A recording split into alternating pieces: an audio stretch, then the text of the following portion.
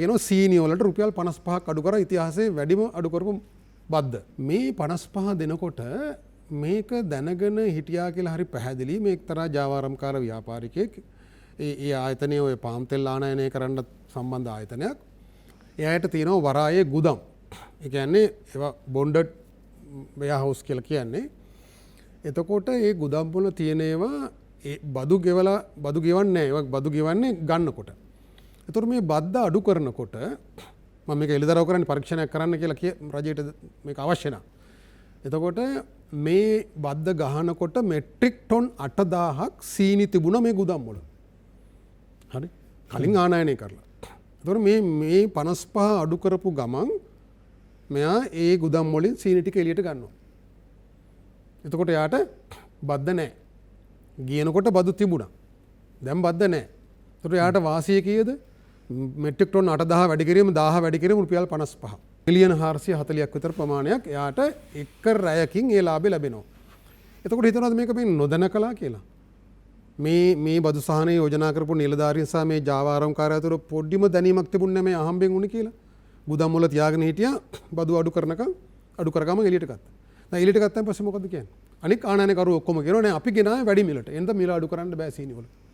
එනතර අර අඩු බදු සහනය රජයට අහිමි කරලා රජයට එන්න තිබුණු බදු සහනය එයා අරගෙන එයා වැඩි මිලට සීනි විකුණනවා. අයිබෝන් සුබ සන්ධ්‍යාවක් ප්‍රාර්ථනා කරනවා ඔබ සියලු දෙනාටම. ඔබ එක්වන්නේ සතයක දේශපාලන හමුව රංගින ශ්‍රී ලංකා රූපවාහිනියේ නින්නාද සජීවී සංවාදයේ සමගයි පුරා දෙහවරාවක් ඔබ සමග සංවාදය දෙන්නට අපට අවසරයි. රටේ පවතින ප්‍රධාන ගැටලුවක් රටේ පීඩාවට පත් කරන ප්‍රධාන ප්‍රශ්නයක් තේමා කොට ගනිමින් අපි මේ සංවාදය ජනගත කරනවා. විශේෂයෙන්ම රටේ ජනතාවගේ දේශපාලන කියවීම උන්ගේ දේශපාලන සාක්ෂරතාවය වෙනුවෙන් වැඩසටහන දිශාගත කරලා තියෙනවා. වඩා හොඳ රටක් නිර්මාණය කර ගැනීමට පුරවැසියාට තියෙන වගකීම අපි කොහොමද ඉටු කරන්නේ? මේ වෙලාවේ දේශපාලනික වශයෙන් තීරණාත්මක කඩයිම් කීපයක් රට පසු කරමින් ඉන්නවා. ඊයේ දවස බොහොම දේශපාලන ඉතිහාසයේ තීරණාත්මක දවසක් වන්නට තිබුණා. ඒ වුණා 20 පිළිබඳව හැමෝගෙම කතා බහක් තිබුණා. මේ සංවාදය අපි මාධ්‍යයක් හැටියට රටමැද ඉඳන් 20 වෙනි ව්‍යවස්ථා සංශෝධනය පිළිබඳව අපි මුලින්ම සංවාදය ජනගත කරා. ඉන්පසුව මේ සංවාදයක් හැටියට සමාජයේ වැඩිමින් තිබුණා. එය වඩා පුළුල්ව කතිකාව බවට පත් වුණා. නමුත් ඊයේ වන විට විශේෂ සම්මත වෙනවා. මේ සම්මත වීමත් එක්ක කණ්ඩායමක් සතුටට පත් වෙනවා, තව කණ්ඩායමක් දුකට පත් වෙනවා. කෙසේ වෙත් නමුත් ඒ දේශපාලනික කාරණයක් එය තවදුරටත් විසඳා ගත යුතුව තිබෙනවා හෙට දවසේ ඇතිවන වෙනත් දේශපාලනික වෙනස් වීම් එක්ක. ඒ නිසා එයින් මදකට විරාම ලකුණක් අපට තිබෙන්නට වෙනවා. නමුත් එම කතිකාව අපි මේ ප්‍රගතිශීලී සමාජයක් වෙනුවෙන් කටයුතු කරන අපි වගේ කණ්ඩායමක සාකච්ඡාව බැහැර කරන්නේ නැහැ. නමුත් අපිට ඒ දේශපාලනික වශයෙන් විසඳා ගැනීමට තිබියදී රට මේ මොහොතේ ඊටම බරපතල ප්‍රශ්න කීපයක් දිශාවට ඇදෙමින් තිබෙනවා. එය කතා කළ යුතුම නිසා හිතුවා අපි කතා කරන්න රට මුහුණ දී ඇති සමාජ ආර්ථික අභියෝග පිළිබඳව කතාවක්. නමුත් අපිට මේ 20 සංවාදයේ යට කැකෑරුණු ප්‍රශ්න ගොඩක් තිබුණා. එකක් තමයි මේ රටේ ආර්ථිකව ජනතාවට සහන දෙනවයි කියලා මේ රටේ සිදුවමින් පවතින ආර්ථික ක්‍රියාකාරකම් කීපයක් තියෙනවා. කතා කළ යුතු කාරණා කීපයක්. දෙවැනි එක මේ 20ට යට වෙලා තිබුණු කොවිඩ් වසංගතයේ සැබෑ තතු. මේ කාරණා ප්‍රබල සමාජ අභියෝගයක් අපිට ඉස්සරහට යන්න බැරි. එනිසා අපි කල්පනා කරේ මේ වසංගතයේ මැද්ද රට මුහුණ දෙන මේ ප්‍රශ්න ටික ගැන කිසියම් ආකාරයක කතා බහක් ඇති කරගත යුතුයි කියලා මේ සඳහා අපි ආරාධනා කරා. වෙනද වගේම දේශහිතයිචී ජාතික ව්‍යාපාරයේ ප්‍රධාන ලේකම් වෛද්‍ය වසන්ත බණ්ඩාර මහත්මයා බොහොම ආදරෙන් පිළිගන්නවා අයබෝන් කියලා. එතකම අපි ආරාධනා කරා අද 80ක් මව්බිම ලංකා පදනමට අධ්‍යක්ෂ වෛද්‍ය සුමිත් වනයාරච්චි මහත්මයා අපිට කියනවා අයබෝන් කියලා පිළිගන්නවා. දැන් ඔබ මේ සමාජ කතිකාවේ කොහේ හෝ තැනක අපිත් එක්ක හිටගෙන ඉන්නවා කියලා විශ්වාසයක් තියෙනවා. රංගින ශ්‍රී ලංකා රූපවාහිනිය මේ මොහොත වන විට අපි අන්තර්ජාලය ඔස්සේත් ඒ වගේම මුහුණු පොත ඔස්සේත් අපි ඔබට සමීප වෙලා ඉන්නවා. ඔබට පුළුල්ව හිතන්නට විවෘත වන සංවාදයක් මේ සංවාදය. ඒ නිසා බොහෝ දෙනෙක් ඔබ ආදරය කරනවා. ඔබ අපිට ප්‍රතිචාරයක් දක්වනවා බොහෝ සෙයින්. ඒකට අපි හිසනම ගරු කරනවා, ආචාර කරනවා. මම කැමති සංවාදය මෙතනින් ආරම්භ කරන්නට රට මුහුණදී ඇති සමාජ ආර්ථික අභියෝග මොනවද? මේ මොහොතේ වෛද්‍ය වසන්ත බණ්ඩාර මහත්මයා අපිට ළඟම දැනෙන ප්‍රශ්න කීපය මොකක්ද? අපි විසඳුම් හෙවිය යුතු, අපි මේ ගැන සිටිය යුතු කාරණා මොනවද මේ මොහොතේ අපි ඉදිරියේ තියෙන? ගමකමැත්තම ඔබ කිව්වා වගේ දැන් අපි එක්තරා දේශපාලන අර්බුදයක් පියමං කරා විශේෂ සංශෝධනය ආශ්‍රිතව පැන නැගුණු ගැටුම් ඒවා තාම ඉතුරුලා තියෙන්න පුළුවන්, සංවාද ඉතුරුලා තියෙන්න පුළුවන්. නමුත් දැන් විශේෂ සංශෝධනය සම්මත වුණා.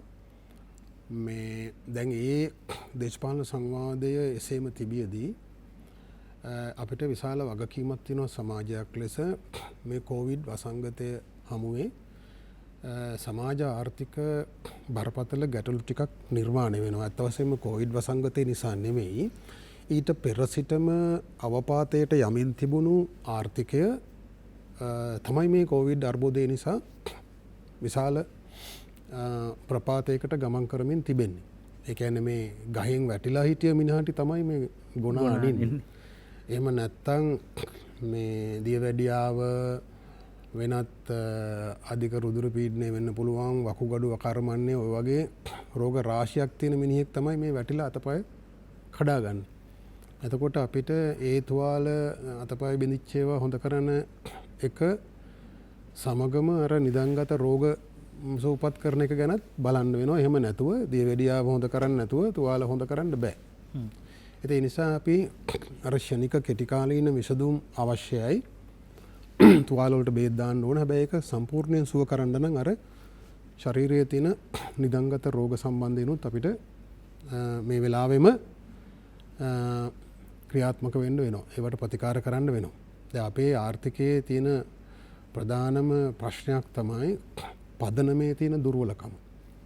අපි දිගින් දිගට අපි නිදහසෙන් පසුව 70 දශකයේ අපි යම් සාධනීය ක්‍රියාමාර්ග ප්‍රමාණයක්, නීතිමය රාමු, එතකොට ආයෝජන, විශේෂයෙන්ම එදා තිබුණු සමාජවාදී රටවල් වලින් අපිට විශාල වශයෙන් කර්මාන්ත පද්ධතිය දියුණු කරන්න ආධාර ලැබුණා. ඒ දේශපාලන සමන්තා හරහා ආයතන පද්ධතියක්, නීතිමය රාමුවක්, අධ්‍යාපන ක්‍රමය තුළ ඒ ශක්තිමත් කිරීම, විශ්වවිද්‍යාල අධ්‍යාපනය, වෘත්තීය අධ්‍යාපන අවස්ථා, ඒ විදිහට මේ පද්ධතිය ශක්තිමත් කරමින් ආවා. නමුත් 78න් පස්සේ ඒ ක්‍රියාවලිය වෙනස් වුණා. අපි අර දුර්වල පදනම මත, ෆවුන්ඩේෂන් එක මත උස් බිල්ඩිං හදන්න, ගොඩනැගිලි හදන්න, නගරාශ්‍රිත ඉදිකිරීම මුල් කරගත්ත සංවර්ධන මොඩලයකට යන්න අසාර්ථක උත්සාහයක් ගනිමින් ඉන්නවා.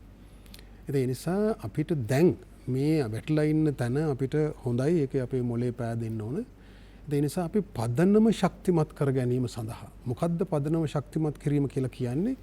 ඒක කොහොමද කරන්න කියන කතිකාවට පමා වෙලා අපි එන්න ඕන. අපි විවිධ ආකාරයෙන් මේ කතිකාව දිගින් දිගටම සමාජයේ මතු කරලා තියෙනවා. නමුත් අපි ක්‍රියාකාරීව අපි ඒක අවංකව ඒකට යොමු වෙනවද කියන ප්‍රශ්නේ තියෙනවා. අපි මේ රටේ බහුතරයක් ජනතාවට ආර්ථික ඉඩ ප්‍රස්ථා ලැබෙන, රටේ ආහාර සුරක්ෂිතතාවය සහතික වෙන ආර්ථික උපාය මාර්ගික තේරීම් මොනවද කියලා කතා කරන ගමන් අපි කිලෝමීටර් 18ක් දුවන සැහැල්ලු දුම්රිය මාර්ගයක් ගැන ඩොලර් මිලියන 2500ක් විතර වැය වෙන කතා කරනවා. ඒතර අපිට එදිනෙදා මේ රූපවාහිනී වලින් පතර වලින් දකින්න ලැබෙනවා මේ ගම්වල, දුෂ්කර ගම්මානවල වැව හදාගන්න රුපියල් මිලියන 2-3ක් වැය කරලා, එහෙම නැත්නම් හමුදාවේ සහයෝගය අරගෙන, මහජන සහයෝගයත් අරගෙන ඒක කරන්න මුදල් වෙන් කරලා නැහැ. ඒ මූලික ආර්ථිකය ක්‍රියාවලිය උද්දීපනය කරන්න අවශ්‍ය මූලික පදනම දාන්න අපි ඉතා සුළු මුදලක් ආයෝජනය නොකර අර විවිධ සංවිධාන, විවිධ ආර්ථික ඝාතක නිලධාරීන් විසින් තෝරලා දෙන ඒ උපදෙස් අනුව ක්‍රියාමාර්ග ගන්නවා. ඉතින් විශාල පරස්පරයක් තියෙනවා. ඒ තාම අපි අවංකව මේ ෆවුන්ඩේෂන් එක පදනම ශක්තිමත් කරගන්න ක්‍රියාමාර්ග වලට යන්නේ නැතුව ආයිත් අර විවිධ ලනු කාලා ආයිත් අර උස බිත්ති බඳින්න හදනවා. හැබැයි ඒවා කඩාගෙන වැටෙනවා. එහෙම නැත්නම් ඒවා උඩ අර අපි සිහින දකින උත්තර නිර්මිතය හදන්න බෑ. ඒ බිත්ති බැන්දට උඩ ස්ලැබ් එක දාලා ඊළඟ තට්ටුව හදන්න බෑ. අයි කඩා වැටෙනවා. අපි ඒක දැන් හොඳටම අත්දකලා තියෙනවා. ඔය කියන සංවර්ධන මොඩලේ අසාර්ථකත්වය විශේෂම මේ කෝවිඩ් වසංගතය ආශ්‍රිතව අපිට හොඳට නැවත හිතන්න අවස්ථාවක් ලැබිලා තියෙනවා. අපි කතා කරමු කොහොමද මේ පදනම හදාගන්නේ, කොහොමද පදනම ශක්තිමත් කරන්න, මොකක්ද අවශ්‍ය වෙන්නේ කියන කාරණය. අපි කැමති වෛද්‍ය සුමිත් වන්නාරච්චි මහත්මයා ඔබ ළඟට එන්න. දැන් ඔබ හිතන හැටියට මේ මොහොතේ ශ්‍රී ලංකාව මුහුණ දීලා තියෙන සමාජ විශේෂයෙන්ම ආර්ථික අභියෝගය ඔබ දකින්නේ මොන විදිහටද? ඔබේ ආරම්භය අපිට අරන් දුන්නොත්. දැන් වෛද්‍ය වසන්ත බණ්ඩාර මහතා කිව්වා වගේ මේ වෙලාවේ අපි අර වැටිලා ඉන්න අවස්ථාවේදී තමා අපිට මේ පළවෙනි රැල්ල ආවේ කොයිඩ් එකේ. හැබැයි දැන් නැවත අතරතුර මාස දෙකක තුනක වගේ කාලයක නැවත මේක සාමාන්‍යකරණයට එනකොට දැන් නැවත රැල්ලක් ඇවිල්ලා තියෙනවා. ඒක බොහොම තදින් පැතිරෙනවා කියලා පේනවා. ඒක නිසා අර යන්තම් හුස්ම ගන්න ආපු නැවත ආයතන, කර්මාන්ත ශාලා, වෙළඳ ව්‍යාපාර ඒ තිබිච්ච දේවල් නැවත මහා කඩා වැටීමකට රත් වෙනවා. එතකොට මේ වෙනකොට රජයට උනත් මහා පරිමාණ වශයෙන් අර මුලදී මැදිහත් වෙච්ච ආකාරයට එකපාරට මැදිහත් වෙන්න බැරි වෙනවා. එතකොට රටේ වෙනත් දේවල් වෙනත් කටයුතු වලට මූලිකත්වය දෙන අතරතුර මේක හොරෙන්ම කාටත් නොකිය තමන්ගේ එලිපත්තරම ආපු තත්ත්වයක් ඇවිල්ලා තියෙනවා. දැන් උදාහරණයක් කියලා ගත්තොත් එක ආයතනයක මට දැන් අද උදේ එක්කෙනෙක් කතා කරුවා එතුමාගේ ආයතනයේ 2000කට වැඩි සංඛ්‍යාවක් වැඩ කරනවා. එතකොට තව වෙළඳ විකිණීම් සේවා රට පුරා 200ක් තියෙනවා. එතකොට එක්තරා ප්‍රදේශයක යමක් වහලා දාපුවාම ඒ ප්‍රදේශයේ වහලා දැම්මා වගේම ඒ ප්‍රදේශෙන් පිට අය ඒ පැත්තේ එනකොට එන්න යන්න බෑ. එතකොට මූලික වශයෙන් ආයතන වල දවස් 14ක් නිරෝධායන කරන කට්ටියක් ඉන්නවා. මුළු ආයතනම අවම වශයෙන් දවස් 28ක් නැවත වහන්න වෙනවා. එතකොට ඊට පස්සේ ආයතනයේ නැවත පටන් ගැනීම සහ තවත් මාස 2ක් 3ක් යනවා. හැබැයි මේ අතරතුර ඒ ආයතනයකට පඩි නඩි ගෙවන්න වෙනවා, වෙනත් වියදම් ගෙවන්න වෙනවා, බැංකු ලෝන් ගෙවන්න වෙනවා වගේ නැවත මහා විශාල ප්‍රශ්න ගොඩක් එක්ක මේ ආර්ථිකයට සම්බන්ධ වෙන ආර්ථිකය නිෂ්පාදනය කරන රැකියා සපයන මුදල් උපයන බත සපයන එදිනෙදා ජීවිතයට අවශ්‍ය දේවල් සපයන මේ රටේ ඉන්න දැනට ඉතුරුලා ඉන්න දේශීය ආයෝජකයාට දේශීය නිෂ්පාදකයාට ඉතා බරපතල ලෙස නැවත මේ තත්ත්වය ඇති වෙලා තියෙනවා. ඒක නිසා ඒ අතරතුර දේශපාලන කඹෑදීම් වලින් සහ සෞඛ්‍ය ක්ෂේත්‍රයේ අය මේ ඉරක් ගහගෙන ඒගොල්ලෝ කියනවා මේක තවම සමාජ තත්ත්වයට ඇවිල්ලා නැහැයි කියලා. ඒකින්ද අපි දැක්කොත් එහෙම පත්තරවල කාටූන්ස් වල එතකොට සමාජ ජාලාවල ඒක දැන් විහිළුවකට අරගෙන තියෙනවා. මොකද මේ වෙලාවේ මේක වෛරස් එකකින් බෝ වෙන දෙයක්. මේක බෝ වෙනකොට හරියට අපිට ඉර ගහලා ගන්න. ඒ කියන්නේ සමාජයේ කොහෙන්ද ආවේ කියන එක හොයන්නේ අවස්ථාවක් නැති නිකම් ප්‍රාදුර්භූත වුණා වගේ කෙනෙක් අහුණාම කියනවා ඒකෙන් එහාට පුරිච්ච කට්ටිය ඒක සමාජගත වෙලා කියලා. හැබැයි අද කියනවා නෑ කොහෙන් හරි සම්බන්ධයක් තියෙන සම්බන්ධය තියෙන නිසා මේක තවම සමාජගත වෙලා නැහැයි කියලා. ඒතර සම්බන්ධය තුල මුළු රටම මේක පැතිරෙන්න පුළුවන්. ඔව් දැන් අපි මිනුවන්ගොඩ පොකුරක ඉන්නවා දැන්. මම කියන්නේ ඇත්තටම මේක දැන් අපිට අවශ්‍ය වෙන්නේ මේක සමාජගත වෙනවද නැද්ද? එහෙම නැත්නම් මේකේ කොහෙන්ද ආවේ කවුද ගෙනාවේ කියනවනේ ශනිකව අවශ්‍ය වෙන්නේ මේක පැතිරීම නවත්ත ගන්න. පොදු දකින හැටියට ඔබතුමා හිතන හැටියට මේ රජය පසුගිය පළමු රැල්ල මැඩලීම සඳහා ගත්ත උත්සාහයන් සහ ඒ යොමු අවධානය මේ සඳහා යොමු කරලා නැහැ කියලා ඔබ පිළිගන්නවා. රජය විතරකුත් නෙමෙයි ජනතාවත් එහෙමයි. ජනතාවත් එහෙමයි. ඒකට හේතු සාධකයක් තියෙනවා, සාධාරණ හේතු සාධක තියෙනවා. රජයේ පැත්තෙන් ගත්තොත් ඔව් දැන් ඒක ඇවිල්ලා මර්ධනය කෙරුවා. ඒක මර්ධනය කෙරුවා කිව්වාට පස්සේ ඉතින් අවසානයේදී රෝහල් වල හිටපු කට්ටිය 100කට වැඩි අඩු සංඛ්‍යාවට පත් වෙනවා. තව මාසයක් හිටියා නම් එක්කෙනෙක්වත් නැති තත්ත්වයට පත් වෙන අලුතෙන් ලෙඩ්ඩු හම්බෙන්න. හැබැයි එහෙම තිබුද්දී ශනිකව මේක එන්නේ හොයාගන්න බැරි විදියට. ඒතර එතනදී ආවට පස්සේ දැන් විනුවන්ගොඩ පොකුර ඒ බ්‍රැන්ඩික්ස් ආයතනයෙන් ආවට ඒගොල්ලෝ ඒක ප්‍රතික්ෂේප කරනවා. හැබැයි ඒ අතරතුරම අපි දන්නවා මන්නාරමේ හම්බෙනවා 11 දෙනෙක් මූද මැද්දේ ගිහිල්ලා වෙලා ඉන්දියාවත් එක්ක හොරබඩු ගෙන ආපු කට්ටියත් එක්ක ගනුදෙනු කරපු ආහාර ගත්තු 11 දෙනෙක් ඇදුණා කියලා මන්නාරමේ. වගේම අපි කවුරුත් දන්නවා මේ දවස්වල කහ ගංජා සාමාන්‍ය මීගුමියේ සිට මන්නාරම දක්වා මුහුදු තීරයේ ඉන්දියාවත් එක්ක හොරබඩු ගනුදෙනු කරන කට්ටිය ඉන්නවා. ඉතින් මම කියන්නේ මේක අපිට මේක එක මූලාශ්‍ර තියෙනවා. එතකොට මේක එතන ආපු කෙනෙක් අර කියන ආයතනයට ආවද අපි දන්නේ නැහැ. එහෙම නැත්නම් ඉන්දියාවේ තිබිච්ච ඕඩරය ශනිකෝ ලංකාවට මෙයා කරද්දි ලංකාවට ආපු පුද්ගලයෝ නිරෝධායනය වුණාට අපි දන්නේ නැහැ. එහෙ තිබිලා භාණ්ඩ ගෙනාවද. ඒ වගේ ඒවා හොයා ඉන්නවට හොයා ඉන්න කතා කරන වෙලාව පැත්තකට තියලා ඉස්ලාම් මේක පැතිරීම ආරක්ෂා කරගත්තේ නැත්නම් මේ තියෙන ආර්ථික ප්‍රශ්න ඉතාමත් දරුණු ලෙස බලපානවා. අපි වසන්ත බණ්ඩාර මහත්තයා මේ කිව්ව කාරණේත් එක මට ඔබෙන් විමසන්න විතර දැන් ඔබතුමා කියවනේ මේ ආර්ථිකය හදන එකේ පදනම හදලා නැහැ කියලා. දැන් අපිට ඒක ඇත්ත කාරණයක් අපි ඒක කතා කරමු. නමුත් මෙතුමා කිව්ව කාරණේත් එක්කම දැන් මේ කොවිඩ් වසංගතයේ පිටු දැකීම සඳහා වන පදනමකුත් අපිට තියෙන්න ඉපේ. ඉතින් ආවට ගියාට යම් තොරතුරු එහෙම මෙහෙන් එනවා. අද මෙතනින් හම්බුණා, අතට හෙට මෙතනින් හම්බුණා, මාළු කඩෙන් හම්බුණා, මෙහෙම එනවා තොරතුරු. හැබැයි මේක සඳහා කිසියම් නිශ්චිත පදනමක් සැකස්මක් සැලස්මක් තියෙනවා කියලා ඔබට හිතෙනවද මේ වෙලාවේ? ඔව් මේක ඇතුලේ ගමගේ මහත්මයා අපි එහෙම අසාධාරණ විදියට යම් විවේචන චෝදනා එල්ල කරන එක වැරදි මේකෙදී හමුදාව විශේෂයෙන්ම ගත්තම ඉතා විශිෂ්ට කාර්යභාරයක් කරමින් ඉන්නවා. ඒ වගේම සෞඛ්‍ය සේවකයොත් විශේෂම ප්‍රතිකාරාංශවල තමන්ගේ යුතුකම් හරියට ඉටු කරමින් ඉන්නවා. පීචයි මහතුරුත් ඔවුන්ව නොසලකා වැඩ කරන තත්ත්වකුත් තියෙනවා. ඔවුන්ට නොදන්නවා. එහෙත් ඔවුන් ඒ ප්‍රාදේශීව මධ්‍යගතව තීන්දුව తీරන හරියට ගන්න නැති වුණාට ප්‍රාදේශීය මට්ටමින් එම්.ඔච් මහතුරුන්ගේ මට්ටමින් ඒ වැඩ ටික කරමින් යනවා. නමුත් මෙතන ප්‍රධාන ප්‍රශ්නයක් තියෙනවා පැහැදිලිව පේන්න තියෙන එක කනගාටු වුණත් කියන්න ඕන නායකත්වයේ පිළිබඳ ප්‍රශ්නයක් තියෙනවා. දැන් තාම සෞඛ්‍ය සේවා අධ්‍යක්ෂ ජෙනරාල් පත් කළා නැහැ. ඔහු ඉන්නේ වැඩ බලන අධ්‍යක්ෂකවරයෙක්. ඉතින් ඒ නිසා ඉහළ සිට පහළට මේ සිරස් හතට තියෙන ඒ කළමනාකරන ව්‍යුහයයි හරස් හතට දිස්ත්‍රික් මට්ටමේ සම්බන්ධීකරණේ ලොකු දුර්වලතා රාශියක් තියෙනවා. සමහර ඇත්ත ගැටලු ටික හඳුනාගෙන ඒවට ෂණික මේ ප්‍රතිකර්ම යෙදීම සිදු වෙන්නේ නැහැ. දැන් උදාහරණයක් මට පෙරේද හම්බුණා මධ්‍යම පළාතේ ප්‍රධාන රෝහලක වෛද්‍යවරයෙක්. දැන් එතුමා කියනවා අපි කුඩා පොකුරක් ලෙස කළමනාකරණය කරමින් ඉන්න කාලේ PCR පරීක්ෂණ 600ක් කරා රෝහලේ.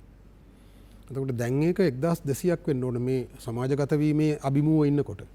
ඒක දෙගුණයක් වෙන්න ඕන. හරි ඊට වඩා විශාල වශයෙන් වැඩි වෙන්න ඕනේ. ධාරිතාව වැඩි කරගන්න ඕනේ. හැබැයි දැන් ඒක 300ට බහැලා තියෙනවා.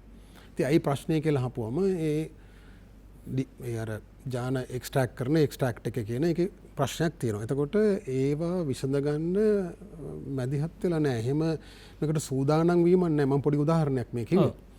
එතකොට විශාල නායකත්ව ප්‍රශ්නයක් තියෙනවා. මධ්‍යගතව මේවා සම්බන්ධීකරණය වීමේ අඩුවක් තියෙනවා. දැන් PHI මහතුරු කියනවා අපිට හරියට දැනුම් දෙන්නේ නැහැ. ඒතර අපිට මේ එම්.ඔච් මහත්තයා කියපු හින්දා අපි මේ ගියේ. නමුත් මධ්‍යගතව තීන්දුව අරගෙන දැන් මේ පහේ සිස්සත්ව විභාගෙදිත් ඒක අපි අද්දුටුවා. ඒක උඩින් ඒ ඇරේන්ජ්මන්ට් එක ඒ අදාළ දේවල් තීන්දුව తీරන අරගෙන තිබුණේ හැම මධ්‍යස්ථානයකටම PHI මහතුරු දෙන්නේ කියන්න ඕන.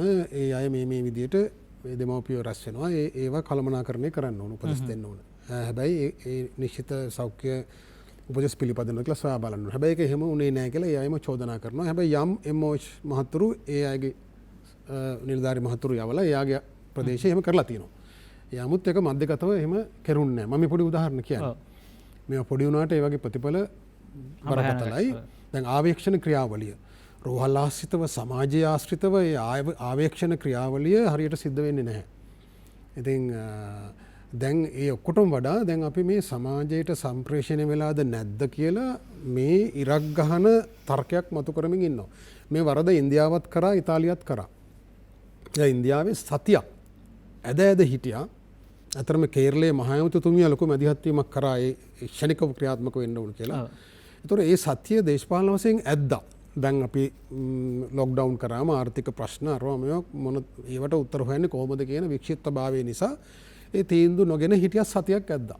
හැබැයි සතිය ඇදලා එතකොට සමාජගත වෙලා යම් දුරක් ගිහිල්ලා. ඊට පස්සේ දවස් 30ක් වැහුවා. සමහරට අර සතිය වැහුවා නම් අර සමාජගත වීමේ ඒ එක්තරා මට්ටම පයින්න කලින් මැදිහත් වුණා නම් ඉන්දියාවට ඔය තත්ත්වය ඇති නොවෙන්න ඉඩ තිබුණා. අපිට එහෙම ස්ථිරව කියන්න බෑ. නමුත් ඉඩ තිබුණා කියලා කියන්න පුළුවන්. දවස් 30ක් වැහුවා. ඒත් කිසිදු වැඩක් වුණේ නැහැ. ඇමරිකාවටත් වඩා බරපතල විදිහට සමාජ සම්ප්‍රේෂණේ සිද්ධ වුණා. පසුගිය කාලේ දැන් පළවෙනි රැල්ලේදී මේ තරම් ශීඝ්‍ර වර්ධනයක් පෙන්වන්න කලින් සමහර ප්‍රදේශවලින් අහුවෙන්නත් කලින් රටම වහලා දැන් හුදකලා කරලා දැන් ඉබඳු තත්ත්වයන් මේ වාර පේන්නේ නැහැ. ඇයි මොකක්ද ඒක? ඔව් නෑ එදා ඒ ගත්ත තීන්දුව නිවැරදි. ඒ හුදකලා කිරීමෙන් නෙවෙයි රෝගේ පැතිරීම වළකින්නේ. හුදකලා කිරීමෙන් සංචරණය සීමා වෙනවා, ඒක උදව් වෙනවා. හැබැයි හුදකලා කරපු කාලය ඇතුළත අර ආශ්‍රිතයන් සොයා යාමේ ක්‍රියාවලිය අවසන් කරගන්න ඕන. ඒකේ කාර්යක්ෂමතාවය වැඩි කරගන්න ඕන. එතකොට ඒ අතර සංචරණ සීමාව නිසා පැතිරී යාම ක්‍රියාවලිය අඩු කරගන්න ඕන. ඒතර අපි නිකන් මේක ලොක්ඩවුන් කරා කියලා රෝගය පාලනය වෙන්නේ නැහැ. ලොක්ඩවුන් කරන්න ඕන අර නිශ්චිත පොකුර කළමනා කරගන්න කාලය තුල. ඒතර සමාජයට සම්ප්‍රේෂණ වුණාන් පස්සේ ලොක්ඩවුන් කරා කියලා ලොකු ප්‍රතිඵලයක් ලැබෙන්නේ ඉන්දියාවේ අත්දැකීම තියෙනවා, ඉතාලියේ අත්දැකීම තියෙනවා. දැන් ඉතාලියේ සමහර නගර වහන්න කලින් මුල්ම අවස්ථාවේ ඒ දවස් කීපයක් වහලා ආශ්‍රිතයෝ ටික සොයාගෙන ඔවුන්ව හුදකලා කරලා ඒ ක්‍රියාමාර්ග ගත්තා නම් එහෙම වෙන්නේ නැහැ. නමුත් දවස් 4-5ක් ඇද හිටියා මේ නගරවල හිටපු අය ගම් වලට ගියා. ගම් වලට ගිහිල්ලා තමන්ගේ ආච්චිලා සීයලා දෙමව්පියොත් එක්ක හැසිරෙන්න පටන් ගත්තා. ඒ නිසා ගම්මාන මට්ටමින් වයෝවෘද්ධ ජනගහනයට ස්ථා ඉක්මනින් පැතිරලා ගියා. නමුත් දැන් මේ සිදුවීමෙන් තිබෙන්නේ ඒක නෙමෙයිද? දැන් ලංකාවේ දැන් ඒකම සිදු වෙනවා කියලා කියන්නේ තාම උත්සව සීමා පනවලා නැහැ. උත්සව යම් තැන්වල එහෙම තිබ්බට. නමුත් තාම මේ සංഭാෂණ පැවැත්වෙනවා යම් සීමා සහිතව. නමුත් තාම විලන්සල් ඇරලා තියෙනවා. මේක බෙදමින් තිබෙනවා එකක් පේනවනේ. ඔව් මේකේ දැන් ඔය කියන දුර්වලතාව ඔබතුමා හිතන භයානක තත්වයක් නැද්ද මේ දැන් ඉන්න මොහොතේ දැන් අද වෙනකොට මේ වෙනකොට මේ වාර්තා වෙච්ච රෝගීන් සංඛ්‍යාවත් එක්ක අපි ටිකක් භයානක තීරණාත්මක තැනක නෙමෙයිද? භයානක තත්වයක් යම් පමණකට තිබෙනවා. නමුත් ඒක මේ ඇඳර්නීතිය පනවල මුළු රටම ලොක්ඩවුන් කරලා ඒක විසඳන්න බෑ. ඒකෙදි මේ පරිපාලන දුර්වලතා ටික විශේෂයෙන්ම දැන් තාමත් ආණ්ඩුව කියන්නේ නැහැ සෞඛ්‍ය අංශ මොකද්ද බ්‍රැන්ඩික්ස් පොකුර කළමනාකරණය කිරීමේදී සිදුවෙච්ච වැරදි මොනවද කියලා. ඒ වැරදි හදාarලා බලපුවම ඒවා ඇත්තටම කිසිසේත්ම පිළිගත නොහැකි ඊටාම මේ දුප්පත් තත්ත්වයේ ඒතනේ කළමනාකරණය සිද්ධ වෙලා තියෙන ආයතනයේ ඇතුලේ අපි කියන්නේ ඒක කුමන්ත්‍රණයක් සිදු වුණා කියලා. නමුත් කෙනෙකුට එහෙම වුණත් තර්ක කරන්න පුළුවන්. මේක හිතාමතා පතුරවන්න මේක වැරදි විදියට කළමනාකරණය කළා කියලා. එතකොට දැන් සෞඛ්‍ය අංශ වලින් ඒ වැරදි ටික කරාම හමුදාවට බෑ ඔක්කොම වැරදි වලට උත්තර හොයන්න. දැන් මේක පොකුර එළියට පයින්න ඉඩෑරියට පස්සේ ඊට පස්සේ හඹාගෙන ගිහලා උතුසුවා දාලා හමුදාව දාලා හොයනක ලේසි වෙන්නේ නැහැ. දොරවල් ඇරලා ඔක්කොම මේ සත්තු ටික එළියට දැම්මට පස්සේ පස්සෙන් හඹාගෙන ගිහලා හොයනක ලේසි නැහැ. ඒ නිසා හමුදාවටත් ඉතා විශාල දුෂ්කර ව්‍යායාමයක යෙදෙන්න වෙලා තියෙනවා සෞඛ්‍ය අංශවල අර මූලික වැරදි නිසා. දැන් මම එකින් එක කියන්න යන්නේ නැහැ. ඒවා දැන් සමාජයේ කතාබහට ලක් වෙලා තියෙනවා. කොවිඩ් පොකුර මැනේජ් කරද්දී මුල් අවස්ථාවේ කොයිතරම් ගොන් තකතිරු විදියටද මේ වැඩ ටික ඒ නිලධාරීන් කළේ. මම කියන්නේ අයට දඬුවම් කරන්න කියලා නෙවෙයි. හැබැයි ඒ අය කරපු ඒ වැරදි ටික සම්බන්ධයෙන් අභ්‍යන්තරිකව හෝ වගකීම ඔවුන් මත පටවන්න ඕන. එතකොට තමයි අනිත් අය තමන්ගේ වගකීම ඔලුවට ගන්නෙ. එහෙම නැත්නම් එතන accountability කියන වගවීම කියන එක නැහැ. විශාල වැරදි ප්‍රමාණයක් ඒක ඇතුළේ කරුණා. ඒ නිසා තමයි මේ පොකුර එළියට පැන්නේ. එතකොට ඒක එළියට පනිනකොට මහා පරිමාණයෙන් විශාල වශයෙන් දිස්ත්‍රික්ක රාශියකට ඒ රෝගීන් ගියා මේ වැරදි නිසා. එතකොට සතියක විතර කාලයක් මුළු රටම ලොක්ඩවුන් කරලා මේක හොයාගෙන ගියා නම් ඒක තර්කානුකූලයි. හැබැයි දැන් අර සෝනල් ලොක්ඩවුන් කියන එක යම් ප්‍රදේශවල බහුලව පැතිරෙන ප්‍රදේශවල හුදකලා කිරීම වරදක් නෙවෙයි, ඒක අවශ්‍ය වෙනවා. හැබැයි මේ වෙලාවේ රටම ඇඳර්නීතිය දැම්මයි කියලා වැඩක් වෙන්නේ නැහැ. අර ඉන්දියාවේ වගේ මෙන්න මේ දුර්වලතා ටික ඉක්මනින් නිවැරදි කරගෙන මේ කළමනාකරණ ව්‍යුහයේ තියෙන වැරදි ටික හරියට හදාගෙන නායකත්වයේ ගැටලු විසඳගෙන මාධ්‍යයට ඇවිල්ලා මාධ්‍ය ප්‍රකාශයකට දාලා අරෝමිය කිව්ව කියලා ප්‍රශ්න බේරෙන්නේ නැහැ. සංඛ්‍යාව කිව්වා කියලා. ඔව්. දැන් ඒගොල්ලෝ ගොඩක් වෙලාට මේ ඇඳන් හොයන එක තමයි කරන්නේ. හැබැයි මේ සමාජයේ පැතිරීම නවත්ත ගැනීම සඳහා ගන්න ක්‍රියාමාර්ග වලට තියෙන අවධානය අඩුයි කියලා අපිට අදත් පේනවා. මේක අසාධාරණ චෝදනාවක් නෙවෙයි. තාම ඔය ආවේක්ෂණ ක්‍රියාවලිය රෝවල් ආශ්‍රිතව සමාජයේ ආශ්‍රිතව හරියටම පද්ධතිගත වෙලා නැහැ. එතකොට මේ PCR පරීක්ෂණ කරන තැන්වල ඒ තිබුණු දුර්වලතා ඒවා ඒ ප්‍රශ්න විසඳන්න අවශ්‍ය මැදිහත් වීම හරියට කරෙන්නේ නැහැ. එක එක තැන්වලින් අහලා බලවම මේගොල්ලෝ කියනවා මෙතන තියෙන තත්ත්වය මේකයි කියලා. ඒතර මේවට උත්තර ලැබිලා නැහැ. දිස්ත්‍රික් මට්ටමේ සම්බන්ධීකරණය බහුලව පැතිරෙන ප්‍රදේශවල විශේෂ මැදිහත් වීම කියන ඒවා සම්බන්ධයෙන් මීට වඩා නායකත්ව මැදිහත් වීමක් අවශ්‍යයි. මේ ප්‍රශ්නේ සම්බන්ධව අවසාන පොඩි ප්‍රශ්නයක් තියෙනවා. දැන් මේ නිරෝධායන කටයුතු සම්බන්ධව විශේෂයෙන් ඇඟලුම් සේවිකාවන් නිරෝධායනයට රැගෙන යාම සහ ඒ ස්ථානගත කිරීම ආශ්‍රිතව කටයුතුවලදී හමුදාට චෝදනාවක් තියෙනව නේද? ඒක එහෙම චෝදනාවක් ආවනේද සූදානමක් නැතුව ටිකක් පහසුකම් නැතුව මෙහෙම නවත්ත ගන්නවා කියලා චෝදනාවක් සමාජයෙන් එල්ලුණා පහුගිය කාලේ අපිට සමාජ මාධ්‍යවල. මම හිතනවා මේ ක්‍රියාවලියදී අපේ රටේ හමුදාව ඉතාම විශිෂ්ට විදියට ඒ වගකීම මුල සිටම ඉටු කරා කියලා බොහොම දුෂ්කරතා මැද්දේ ඒ නිරෝධායන මධ්‍යස්ථාන පාලනය කරගෙන ඒවට සම්පත් සොයාගෙන ඒ මේ රැඳවියන්ගේ ඉන්න ප්‍රශ්න විසඳමින් ඔවුන් සමග ඉතා හොඳ මහජන සබඳතාවයක් පවත්වා ගැනීමෙන් මේ ක්‍රියාවලිය සිදු වුණා කියන එක විවාදයක් නැහැ. හැබැයි මීට වඩා මහජනයා මේකට සම්බන්ධ කර ගැනීමට වැඩපිළිවෙලක් තිබුණා නම් වඩා හොඳයි. දැන් දිස්ත්‍රික් මට්ටමින් මට මේ කුරුණෑගල පිරිවෙනක අපේ නායක ස්වාමීන් වහන්සේ කිව්වා අපි ලෑස්ති අපේ පිරිවෙනෙත් දැන් ස්වාමීන් වහන්සේලා පන්සල් වලට වැඩම කරලා ඉන්නේ. ඉඩ කඩ තියෙනවා අපිටත් පුළුවන් ඒකට උදව් කරන්න. ඒතර මහජනයා මේකට සහභාගී කරගෙන එහෙම කරන්න ඒ තියෙන සම්පත් සොයන්න මහන්සි වීමක් නැතිකමක් තියෙනවා. ඉතින් ඔක්කොම හමුදාව අපිට පටවලා හමුදාවට දොස් කියන්න බලන් ඉන්න එක වැරදි මේකෙදි. මේකෙදි හමුදාව මේ වැඩේට බරපතල විදිහට මැදිහත් කරගත්තේ නැත්නම් අපි මීට වඩා බොහොම දුෂ්කර තැනකට යනවා. ඉතින් හැබැයි හමුදාව මැදිහත් වූ පමණින් මේ ප්‍රශ්නේ බේරෙන්නේ නැහැ. තාක්ෂණිකව නිවැරදි ක්‍රියාමාර්ග ටික ගන්න ඕන. තාම ඒක 100%ක්ම ඕනේ නැහැ. 90%ක් හෝ නිවැරදිව ගන්න බවක් අපිට පේන්නේ නැහැ. මේ නායකත්ව අර්බුදය තාම සෞඛ්‍ය අංශවල තියෙනවා. ඉතින් දැනුම පිළිබඳ ප්‍රශ්නයක් නැහැ. මේ දැනුම තියෙන අය බොහෝ දෙනෙක් ඉන්නවා. කළමනාකරණයේ ගැටලුවක් තියෙනවා. සහ නිසි වෙලාවට තීන්දුව ගැනීම තීන්දුව පමා වීමේ ගැටලුවකුත් තියෙනවා. ඒකට මොන දේශපාලන හේතු බලපානවද අපි දන්නේ නැහැ. අපිට ඉතුරු වෙලා තියෙන්නේ දැන් මේක කොහෙන්ද ආවේ කියන එක පිටිපස්සේ පන්නන එකද එහෙමත් නැත්නම් මේ දැන් තියෙන තත්ත්වයේ කළමනාකරණය කිරීම සඳහා අවශ්‍ය ක්‍රමෝපාය හදන එකද කියලා අපිට මේ වෙලාවේ හිතන්නට වෙනවා. ඒ කියන්නේ කල්පනා කරන්නට වෙනවා. ඒ කියන්නේ ඔබටත් වඩා වටින්නේ මේ පිළිබඳ ප්‍රවේශම මේ මොහොතේ අපි දන්නේ නැහැ තමන්ගේ ආශ්‍රිතයා කොහෙන් කොතනින් කුමන ගණදුනක නිරත වෙච්ච කෙනෙක්ද කියලා. ඒ නිසා තාමත් රට විවෘතව පවතිනවා. නිරෝධායන ඇඳුරු නීතිය යම් යම් ප්‍රදේශවලට දාලා තියෙනවා. තව පැත්තකින් අපිට විවිධ අලුත් දේශපාලන වටපිටාවක් ඇතුලේ අපි තාම ජීවත් වෙන්නේ. පසුගිය සැරේ ජනාධිපතිවරයා අලුත්, මේ සැරේ අපිට ආණ්ඩුවත් අලුත්. දැන් අපි බලාපොරොත්තු වෙනවා මීට වඩා වැඩි ගැම්මකින් වැඩි ප්‍රමාණයකින් මේ ප්‍රශ්නේ සමතයකට පත් කිරීම සඳහා ක්‍රමෝපාය හැදෙයි කියලා. ජනතාවට වටින්නේ දවසපතා වැඩි වෙන රෝගීන් සංඛ්‍යාව දැන ගැනීමත් විතරක් නෙවෙයි, තමන්ගේ අවදානම තුරන් කර ගැනීම සඳහා තමන් සුරක්ෂිතද කියන තැනට ජනතාව රැගෙන එන්න අපිට වැඩ පිළිවෙලක් තියෙනවා. මේ පිළිබඳව කතා බහ කළ යුතුයි.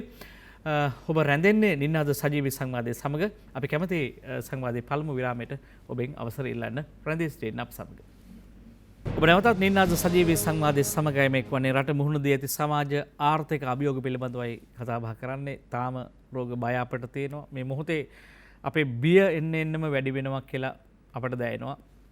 සමහර අය දක්වන ප්‍රතිචාර හරිම ධනාත්මක නැහැ. ඔවුන් මේ සම්බන්ධව කිසියම් විඩාවක ඉන්න බවක් පේනවා. කොවිඩ් වසංගතයේ මැඩලීම් සඳහා මේ වනවිට ගෙන ඇති ක්‍රියාමාර්ග පිළිබඳව, ක්‍රමෝපාය පිළිබඳව බොහෝ දෙනෙක් සන්තෝෂයට පත් වෙන්නේ නැහැ. අපි ගැන අපිට මාධ්‍යවේදීන් හැටියට අපි මේ තොරතුරු අධ්‍යයනයේදී අපිට පැහැදිලි වෙනවා. කෙසේ නමුත් අපිට ජීවත් වෙන්න වෙනවා. කොවිඩ් වසංගතයත් එක්කම මේ ජීවිතය ඉස්සරහට ගෙන යන්න වෙනවා.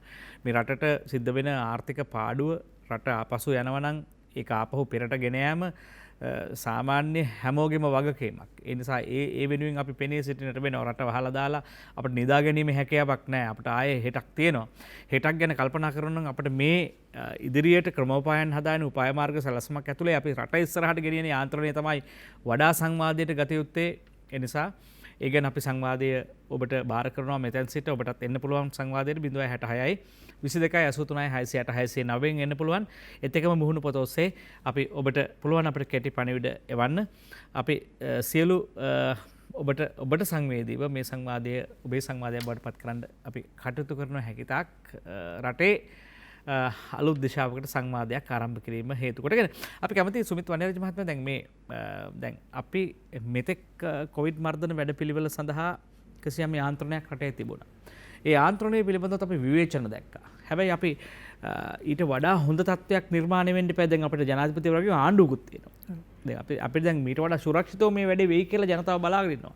ඇයි මේ සමහර ඇයි මේව නොවෙන්නේ? ඔබතුමාගේ ප්‍රශ්නයට ඉස්සෙල්ලා මම වෛද්‍ය වසන්ත බණ්ඩාර මහත්තයා කියපු එකෙන් මම ඒක පොඩි එතනින් පොඩි මට කියන්න පොඩි දෙයක් තියෙනවා මේ පහුගිය දවස්වල අපි දැක්කා පළවෙනි රැල්ලේදී අපි දැක්ක කොහොමද අපේ ත්‍රිවිධ හමුදා මේකට මැදිහත් වුණේ. ඒගොල්ලෝ අලුත් දෙයක් ඒගොල්ලන්ගේ රාජකාරිනේ වගකීම නෙමෙයි. එහෙත් ඔවුන් ඒක ඉතාමත්ම විශිෂ්ට ලෙස රඟපෑවා. හැබැයි මේ පහුගිය දවස්වල මේක හැමතිස්සේ මේ කොයිඩ් දේශපාලනයත් එක්ක අමුණගත්තු බොරදියේ මාළු බහන කට්ටියක් ඉන්නවා. අපි දන්නවා ඒක වගේ මේ අතිශයෝක්තිය කියන එක මේ කොයිඩ් එක අලුත් ලෙඩක් නිසා මේකේ හුඟක් අපි දන්නේ නැහැ මොනවද දෙන්නේ. හැබැයි අදටත් ඒකේ මරණ ප්‍රමාණය අඩුයි. හැබැයි මේක හැදිච්ච පුද්ගලයාව බිහිතියට පත් කරලා තියෙනවා මේ විශේෂයෙන්ම මේ රූපවාහිනී නාලිකා වලින් එලෝගන ගිහිල්ලා අර මිනිසුන්ගේ මූණ පෙන්නලා කතා කරලා සමාජෙට මේ වසූරිය හැදුනා වගේ එහෙම නැත්නම් අර අර පරංගි හැදුනා වගේ හැදෙන හිතන තත්වයකට පත් කරලා තියෙනවා මේ රෝගීන්. ඒක නිසා දැන් පහුගිය දවස්වල අපි දැක්කා ඒක සාමාන්‍ය සමාජ ජාලවල ඒකට විරුද්ධවත් විසඳන. ඒ වගේම ඊටම සූක්ෂම ලෙස පහුගිය දවස්වල මේ හමුදාව කරන ක්‍රියාමාර්ග ඒවා මේ ඒවල තියෙන දිනාගට තියෙන මේ කීර්තිනාමය නැතිකරන්න සැලසුම් සහගතව NGO එක්කෙනෙක් අපි දැක්කා ඊයේ පෙරේදා මේ පිට රටක ඉඳන් ඉන්න ශ්‍රී ලාංකිකයෙක් NGO වල වැඩ කරන මේ රජයට විරුද්ධව වැඩ කරපු රට බෙදන්න වෙනුවෙන් පෙනී සිටු NGO නායකයෙක් එහෙම කියලා තියෙනවා මේ ගෝඨාගේ හමුදාව බැහැලා දැන් මේ වැඩ පටන් අරන් කියලා. මොකද එක හිද්දියක් දෙයක් අරගෙන මොකද හමුදාවට දෙන ඕඩර් එකක් දෙනකොට කියන්නේ ඒක ඒගොල්ලොන්ට තියෙන මේක ඔපරේෂනල් වැඩක්. ඒගොල්ලොන්ට ගිහිල්ලා මේක ගිහිල්ලා ඉන්න කට්ටිය අරගෙන ගිහිල්ලා ක්වොරන්ටයින් කරන වැඩේට. ඒතර ඒගොල්ලෝ කරන්න යනකොට ඒගොල්ලොන්ට දුන්නු කාලය තුල මේ සුළු කාලයක වෙන්න ඇති. සමහරලාට පුද්ගලයෙක්ගෙන් දෙන්නෙක් ඇදෙන සුළු අත්වැරදීමක් හෝ සුළු එන මේ පෞද්ගලික වෙන යම් කෙනෙක් කියන වචනයක් අල්ලගෙන මහා විශාල මේක හමුදාව දැන් මේ අර මේ ගෙස්ටාපෝ වගේ මේ අරගෙන ඇවිල්ලා මේ දාගෙන ලොරි වල දාගෙන හමුදා පාලනයකට ඇවිල්ලා වගේ හමුදා පාලනයට ඇවිල්ලා වගේ නාසි හමුදාව වගේ කියන කතන්දර එන සැලසුම් සහගතව සමාජ ජාලා වලින් මේ මතයක් හදන වැඩපිළිවෙලක් කරනවා. ඒක නිසා ඒක ජනතාව දැනගන්න ඕන. ඒක නිසා ඒ වගේම අපි දන්නවා අපේ හමුදාව ඒකට බොහොම සංගමයේ මුහුණ දෙයි. ඒ නිසා ඔය කවුරුත් එන්නේ නැහැ. ඔය මූණු පොත්වල ඉඳගෙන ඔය සීතල කාමරවල ගෙවල් වල ඉඳගෙන ඔය ඕකේ කොට හිටියට අර හමුදාවේ නිලධාරියෙක් පාරේ ඉන්න පොලිසිය මහත්තයෙක් කොච්චර කාලයක් ඒකට දුක් විඳිනවද කියලා මේක ආරක්ෂා කරන්නේ.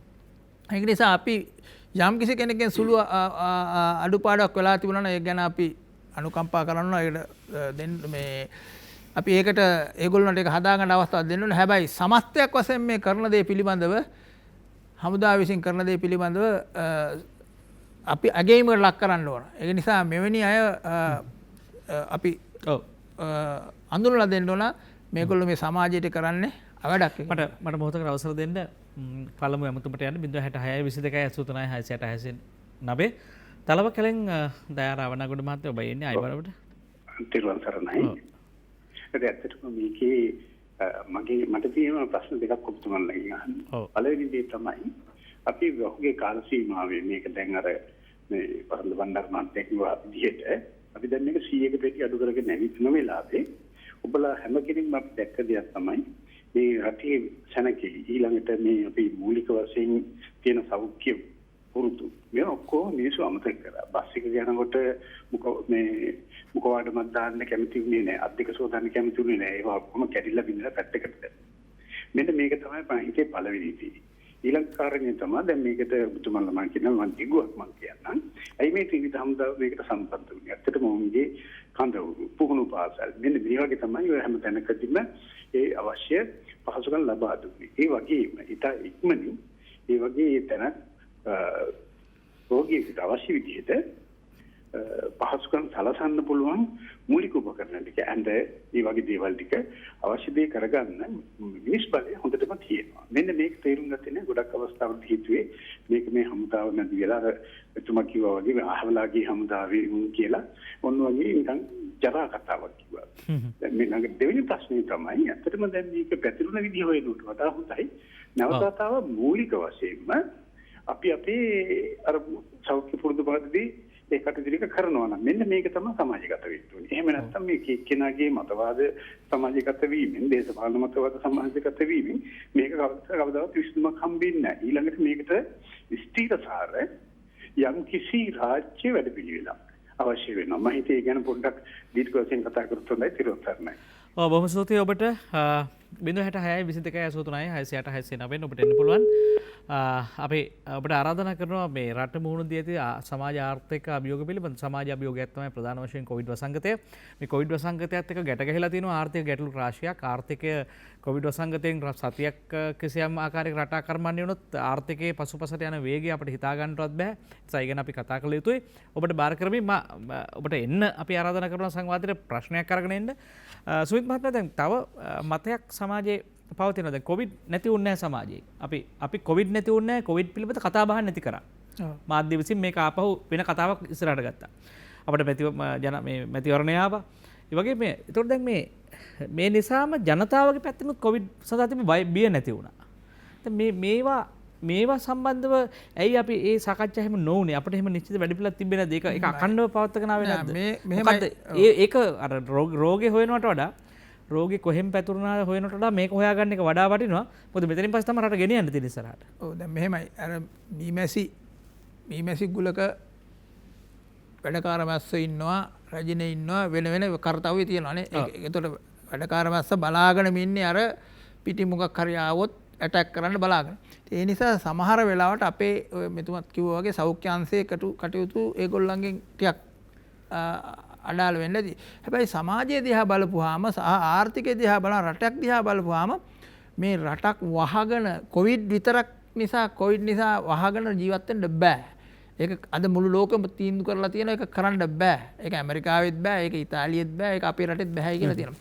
මෙතුමා කිව්වා වගේ ඒ ආපු පොකුරු ආශ්‍රිතව ශනිකව ඒවා ආරක්ෂා කරගන්න, එකතු කරගන්න, ඒවා එතනින් එහා පැතිරීම වැළැක්වීම සඳහා කරන ආවේක්ෂණ ක්‍රමවේදයන් ටික හරියට කිරීම සඳහා සහ කොහෙද එකක් එන්නේ කියන එක බලාපොරොත්තු වෙන්න. ජනතාවට දොස් කියලා හරියන්නේ නැහැ. ජනතාව එහෙම තමයි. ජනතාව එදිනෙදා ජීවත් වෙනකොට අනිත් එක මේකෙන් මරණ සංඛ්‍යාව අඩුයි කියලා දකිනකොට 80%කට වැඩිය මේ රෝග ලක්ෂණ නොපෙන්නකොට ජනතාවත් මේක සාමාන්‍ය විදිහට ගන්නවා. මේක පිළිබඳව විශාල වශයෙන් ලෝකේ කතිකාවක් ඇති කරලා තියෙනවා. මේක එච්චර ගණන් ගත යුතු දෙයක් නෙමෙයි.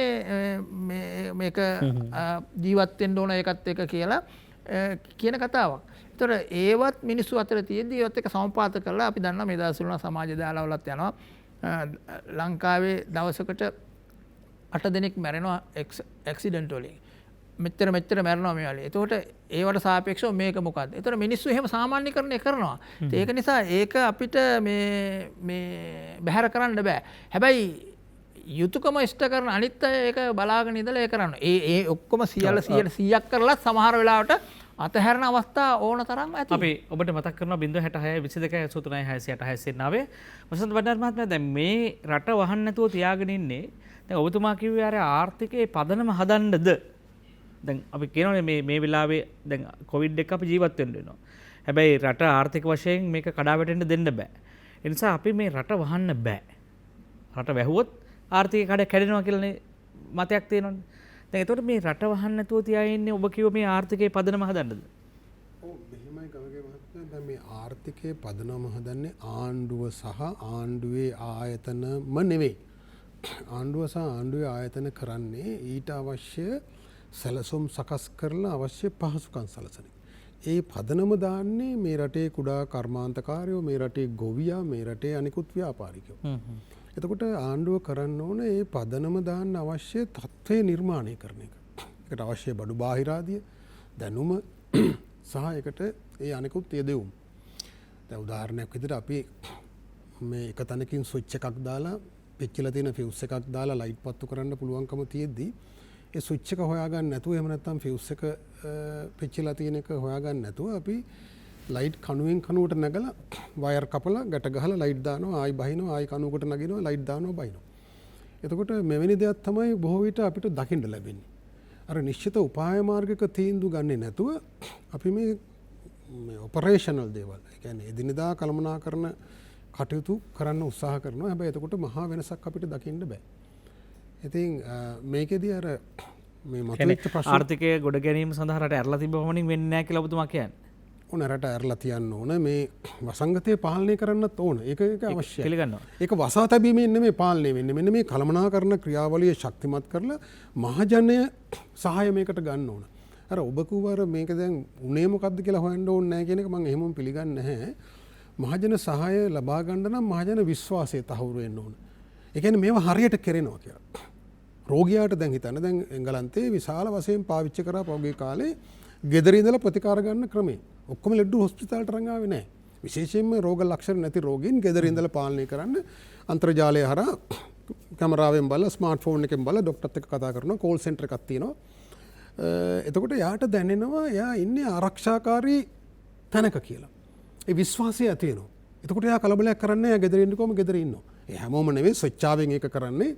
ස්වච්ඡාවෙන් ගෙදර ඉන්න කැමති කෙනෙකුට ගෙදර ඉඳලා ප්‍රතිකාර ගන්න වෛද්‍යවරයා දුරකථනය හරහා සම්බන්ධ වෙලා අවශ්‍ය තත්ත්වයකදී ඇම්බියුලන්ස් එක යවලා ගෙන්න ගන්න. එතකොට දැන් අපි පුරුදුලා ඉන්නේ දැන් අපි තාම ඒක අතදා බලන්නවත් උත්සාහ කරන්නේ නැහැ. අපි රෝහල් ඇඳන් වැඩි කරන්න තමයි මේ හොස්පිටාල වල කළමනාකරණ කමිටුව එකතු වෙලා කතා කරන්නේ. දුරකථන කෝල් දීලා මෙතන බෙඩ්ස් 50ක් පුළුවන්ද මෙතන පුළුවන්ද මේ රෝහල ගන්න පුළුවන්ද ඔය චක්‍රය තමයි ඉන්නේ. ඉතින් ආර්ථිකය තුල ඕකම තමයි අපිට දකින්න ලැබෙන්නේ. අර මං කිරුපර ස්විච් ටිකක් දාන්න තියෙනවා. ඉතින් ඒකෙදී ප්‍රධානම ප්‍රමුඛතා ටික හඳුනාගත්ත නැති කමක් තියෙනවා. දැන් උදාහරණයක් විදිහට දැන් හිතන්නකො මේ කහ ප්‍රශ්නේ. කහ කියන්නේ වෙළඳ පොලේ රුපියල් බිලියන 1000ක විතර වෙළඳ පොලක්. අපි ඉතුරු කරගන්නවා නම් ඩොලර් මිලියන 50ක විතර වෙළඳ පොලක්. එතකොට අපි අර පැරටෝස් ලෝ කියලා එකක් තියෙනවා. ඒක කළමනාකරණයේදී හැම දෙයකම gedara පවුලේ දෙයටත් ඉතාම වැදගත් නීතියක් සම්මතයක්. ඒ කියන්නේ 80යි 20. අපි කරන 80ක් වැඩවලින් අපට ප්‍රතිලාභ ලැබෙන්නේ 20යි. හැබැයි 20ක් වැඩ තියෙනවා 80ක් ප්‍රතිලාභ ලැබෙන. ඒතර අපේ අභියෝගය තමයි අර 20ට ඉස්සෙල්ලා වැඩි අවධානයක් යොමු කරන එක. ඒතර අපිට 80ක් ප්‍රතිඵල ලැබෙනවා. දැන් උදාහරණයක් එළවලු ගෙන්නනවා තාමත් දැන් සංචාරක හෝටල් ඇරලා නැහැ. කාට කණ්ඩද මොකාට කණ්ඩද අපි දන්නේ නැහැ. නමුත් එළවලු ගෙන්නනවා මාසයකට ඩොලර් මිලියන 25ක. ඒක තව සත්‍යයක්. සත්‍යයක්. එතකොට මේ එහෙම තියෙද්දි අපි අවුරුද්දකට ඩොලර් කොහෙන්ද දැන් එළවලු ගෙන්නන්නේ? ඔය එක එක රටවල් වලින් ගෙන්නනවා. ඉතින් ඒක ඔක්කොම දත්ත මේ වෙලාවේ කතා කරන්න බෑ. එතකොට අපි පොල් ගෙඩිය ටික පොල් ගෙඩි මිලියන 60ක් විතර අමු පොල් හැටියට යවලා ඒකේ වටිනාකම් එකතු කරන්නේ නැතුව ඒකෙන් පොඩි ඩොලර් ටිකක් ගෙන්න ගන්න හදනවා. හැබැයි පොල් මිල ඉහළ යනවා. ඒ වෙනුවට අපි පොල් තෙල් ආනයනය කරනවා ඊට වඩා වැඩි මිලක් වියදම් කරලා. ඒතර අපි හරි කෙටි උත්තර හොයනවා. දැන් ජීවන වියදම අඩු කරන්න කියපු ගමන් මේ අපේ නිලධාරීන් ඒක ඒක බොහොම සූක්ෂමව මේකේ ඉන්නවා ආර්ථික ඝාතක නිලධාරීන් ටිකක් ජාවාරම්කාරයෝ ටිකක් එක එකතු වෙලා වෘකයෝ ටිකක් පොරදියේ මාළු බාන්න බලාගෙන. මම පොඩි උදාහරණයක් කියන්න. මේ උදාහරණ කියන්නේ මේ කියන මහ පින්තූරේ තේරුම් ගන්න. දැන් හිතන්න දැන් ජීවන වියදම අඩු කරන්න ඕන මේ වෙලාවේ කියලා එනවා කතිකාවක්. ඒක සාධාරණ දේශපාලන උමනාවක්. එතකොට මේකට ලෑස්තිලා ඉන්න මේ ආර්ථික ඝාතක නිලධාරීන් පිරිසක් සහ මේ ජාවාරම්කාරයෝ මොකද කරන්නේ? දැන් වැඩේ හරි දැන් අපිට ගේමක් දෙන්න පුළුවන්. මම මේ දීපු එක ගේමක් කියන්න. සීනි. දැන් හදිස්සියේ මේ ජීවන වියදම අඩු කරනවා කියන්නේ මිනිස්සුන්ගේ ආහාර සංස්කෘතිය වෙනස් කර ගැනීම, ගෘහස්ථ ආර්ථික නිෂ්පාදන ක්‍රියාවලිය ගෙවත්ත වැවීමේ ඉඳලා ඒවා වෙනස් කරගන්න එක, ග්‍රාමීය නිෂ්පාදන පරිසර පද්ධති ටික මේ වැව් ටික හදලා ඒ වැව හැදුවම වටේ වතු ටිකේ පොල් ටික වැඩි වෙනවා, කොස් ගෙඩිය හැදෙනවා. ඒ සමස්ත ක්‍රියාවලිය වෙනුවට බද්දක් අඩු කරලා ආනයනය කරන දෙයක් ලාභයට දුන්නම ජීවන වියදම අඩු වෙනවා කියලා ගොන්තකතිරු න්‍යායක් ගේනවා. දැන් මේ ගොන්තකතිරු න්‍යායට මුවා වෙලා මේ දීපු ගේම් එකක් මම කියන්න හදන්නේ. මේ ඊයේ පෙරදා මේක මේ ඒක විතරක් කරගෙන ඒකට උත්තර හොයන්න නෙමෙයි මම කියන්නේ. මෙහෙම කරලා හරියන්නේ නැහැ කියලා මේ කියන්නේ. දැන් ජීවන වියදම අඩු කරන්න කියන ඉල්ලීම එනවා දේශපාලන ඉල්ලීම. මෙන් ටක් ගාලා කියනවා සීනි වලට රුපියල් 55ක් අඩු කරා ඉතිහාසයේ වැඩිම අඩු කරපු බද්ද. ඒ බදු ආදායම රජයට ලැබෙන්නේ. එතකොට සීනි වලින් 50% විතර අපේ රටේ පාවිච්චි වෙන්නේ රස කැවිලි හදන්න සහ කසිප්පු පෙරන්න. ඒතකොට රස කැවිලි හදන මිනිහට දෙන ඒ බදු සහනේ ප්‍රතිලාභය මහජනයාට ලැබෙන්නේ නැහැ. ඒගොල්ලෝ ඒවයි මිල අඩු කරන්නේ නැහැ. කසිප්පු පෙරන්න දෙන ඒ වගේ ප්‍රතිලාභය මොකක්ද කියලා අපි දන්නවා. එතකොට මේ 55 දෙනකොට මේක දැනගෙන හිටියා කියලා හරි පැහැදිලි මේ එක්තරා ජාවාරම්කාර ව්‍යාපාරිකයෙක් ඒ ආයතනය ඔය පාම් තෙල් ආනයනය කරන්න සම්බන්ධ ආයතනයක්.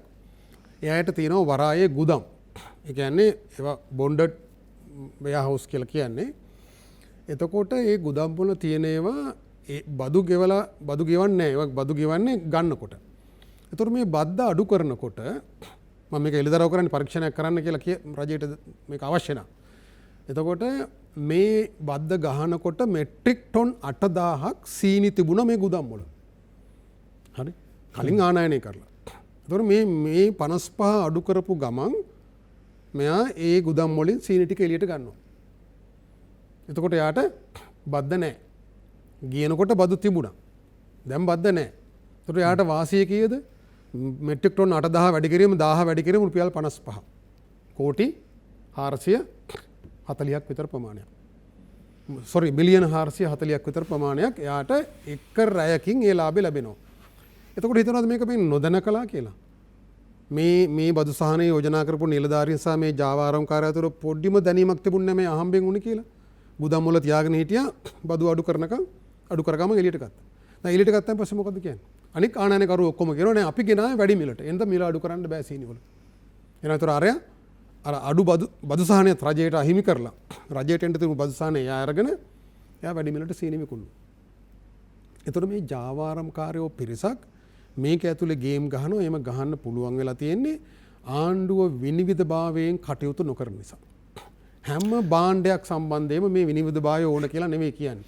මිනිස්සු ඔක්කොම මහා පොත් පෙරලගෙන මේ භාණ්ඩ දාස් ගාණක් ගැන තොරතුරු බදු මොනවද කියලා දැනගන්න අවශ්‍ය වෙන්නේ නැහැ. ඒක ප්‍රායෝගික නැහැ. දැන් අමාත්‍යවරයාගේ භූමිකාව මොන වගේද? ඔව් හැබැයි මම කියන්න ගියක. හැබැයි මෙන්න මේ ආර්ථිකයට විශාල බලපෑමක් ඇති කරන නිෂ්පාදන පද්ධතියට විශාල බලපෑමක් ඇති කරන විශාල මුදල් ප්‍රමාණයක් විදේශ විනිමය වැය වෙන භාණ්ඩ ප්‍රමාණයක් තියෙනවා.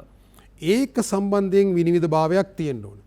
මෙන්න බද්ද මෙන්න ක්‍රියාවලිය මෙන්න ආනයනය කරනකොට එළියට එන මිල මෙන්න විකුණන මිල. දැන් මේක තවත් පොඩි තක්කඩි වැඩක් කරනවා. මොකද්ද?